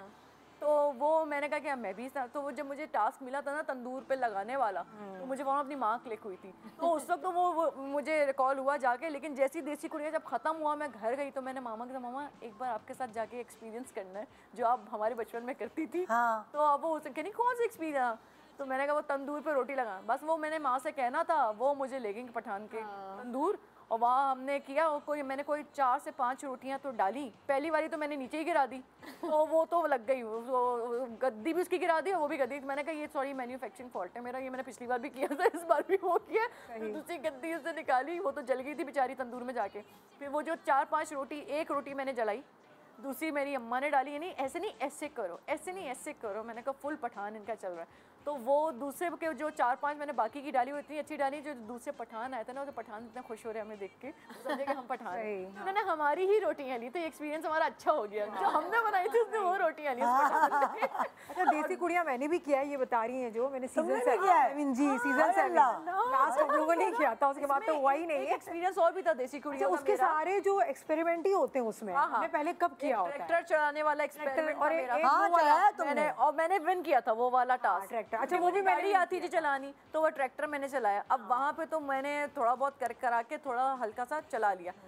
फिर मेरे अंदर की उमंग जागी कि ये तो मुझे ज़रा एक्सपेरिमेंट ज़रा सच में करना है ये वाला। अब वो क्या हुआ था कि फैमिली पिकनिक पे हम गए थे, किसी कोई खेत था वहाँ पे, वहाँ कोई 2-3 लोग जो ना खेती बाड़ी के लिए वो अपना ट्रैक्टर चलाते थे। मुझे एकदम फिर रिकॉल हो गया, तुमने वो चला मैंने एक्सपेरिमेंट करना था। मैंने कहा यहाँ करूँगी खुल के, वहाँ तो वो चल रहा था ना, वहाँ पे तो एकदम से ये नहीं कि कैमरे वाले पे ना चढ़ जाऊँ, ये ना हो जाए वो ना। मैंने कहा यार यहाँ पे एक्सपेरिमेंट करते। मैंने अपनी माँ को बोला, अच्छा मेरी माँ हर चीज़ में एक्सपेरिमेंट करने में, जो अच्छे एक्सपेरिमेंट्स हैं उसमें मेरा साथ देती है कि करना चाहिए, थोड़ा वो जो है ना एक्सपीरियंस वो एक्सप्लोर करना चाहिए कि क्या है क्या नहीं है। तो मैंने जो है वो चलाया वहाँ पे, थोड़ा सा उसकी खेती बाड़ी भी बेचारी की ख़राब की, थोड़ी सी फसलें मैंने दबा दी उसकी, तो कुछ मैंने चला दी। लेकिन वो करके जो है ना मुझे बड़ा मज़ा आया। लेकिन आखिर का जो राउंड था ना वो लंबा मैंने लिया, लेकिन ट्रैक्टर चलाना आ गया मुझे। ये सिखा दिया था। अब इसको किसी जट्टी का कैरेक्टर दे सकते हैं, ट्रैक्टर चलाना आ गया मुझे। आपने कभी ट्रैक्टर को तो कभी हमने छुआ भी नहीं होता, बैठे भी नहीं होते, मैं तो नहीं बैठी थी, लेकिन वहाँ पर चलाया था, देसी कुड़ियों में चलाया था। और वो जो गोबर होता है उसके क्या होता है, पोपले थापना, वो भी किया, क्योंकि वहाँ से हम कभी गुजरते भी नहीं है, लेकिन क्योंकि हमें टास्क मिलता था तो वो तो सारे एक्सपेरिमेंट ही थे ना। अच्छा मैंने किया, मैंने विन किया। आपने कबाब समझ के बनाए होंगे? नहीं, आप चपली कबाब वाला ये था नहीं, उस वक्त ये माइंड में होता है, ये रिलेट करेंगी कि हमें जीतना है। बिल्कुल, हमको वो कोई गोबर नहीं लगता, हमें कोई चीजें नहीं लगती ना लगता लगता है। लेकिन मुझे डोंकी कार्ट चलाना थी वहाँ पे, गधा गाड़ी कैसे चलाएंगे हम, डोंकी कार्ट कैसे चलाएंगे, वो तक चलाना जी मैंने चलाई थी। और ये भी चलाना, अच्छा मुझे ना भागने दौड़ने से मैं बड़ी कोफ्त आती है, मैं बहुत आराम आराम से चलना, वहाँ पर हमें रनिंग करनी पड़ती है, उसकी दौड़ का मुकाबला होता है। वो जितने भी जानदार, उस वक्त तो ऑपरेशन नहीं हुआ होता, मजीद जान थी मेरे अंदर, वो जितने भी जानदार वाले काम थे ना वो सब मैंने मुर्गियाँ पकड़ना, उसमें भी मैं विन किया था। आप सोचो, मुर्गी से मैं डरती हूँ, लेकिन वो एक जो होता है टास्क देना, कबड्डी वाले में सवार कर लो अपने सर पे, नहीं तो बात ही होती है सवार कर लो अपने सर पे, हमने ये काम करना है। तो फिर आप वो करते हैं। मुझे भी एक काम करना है, मुझे प्रोग्राम खत्म करना है। लेकिन दिल नहीं चाह रहा, दिल नहीं चाह रहा। आज बातें बहुत अच्छी हो रही हैं, थैंक यू सो मच। आप लोगों ने अपने एक्सपीरियंसेस छोटे बड़े सब हमारे साथ शेयर किए। और सीरियसली सुबह थोड़ी बहुत सिखा के अगर हम बात चले जाएं और मजाक मस्ती हंसी बन, हम इतना हंसे, शायद आप 50% तो हंसे ही होंगे ना जितना। तो थैंक यू सो मच। आज की सुबह खुशगवार रही आप लोगों की वजह से और आप लोगों की वजह से। इंशाल्लाह मुलाकात होगी कल। गुड मॉर्निंग पाकिस्तान, दुआ में याद रखें। खुदा हाफिज।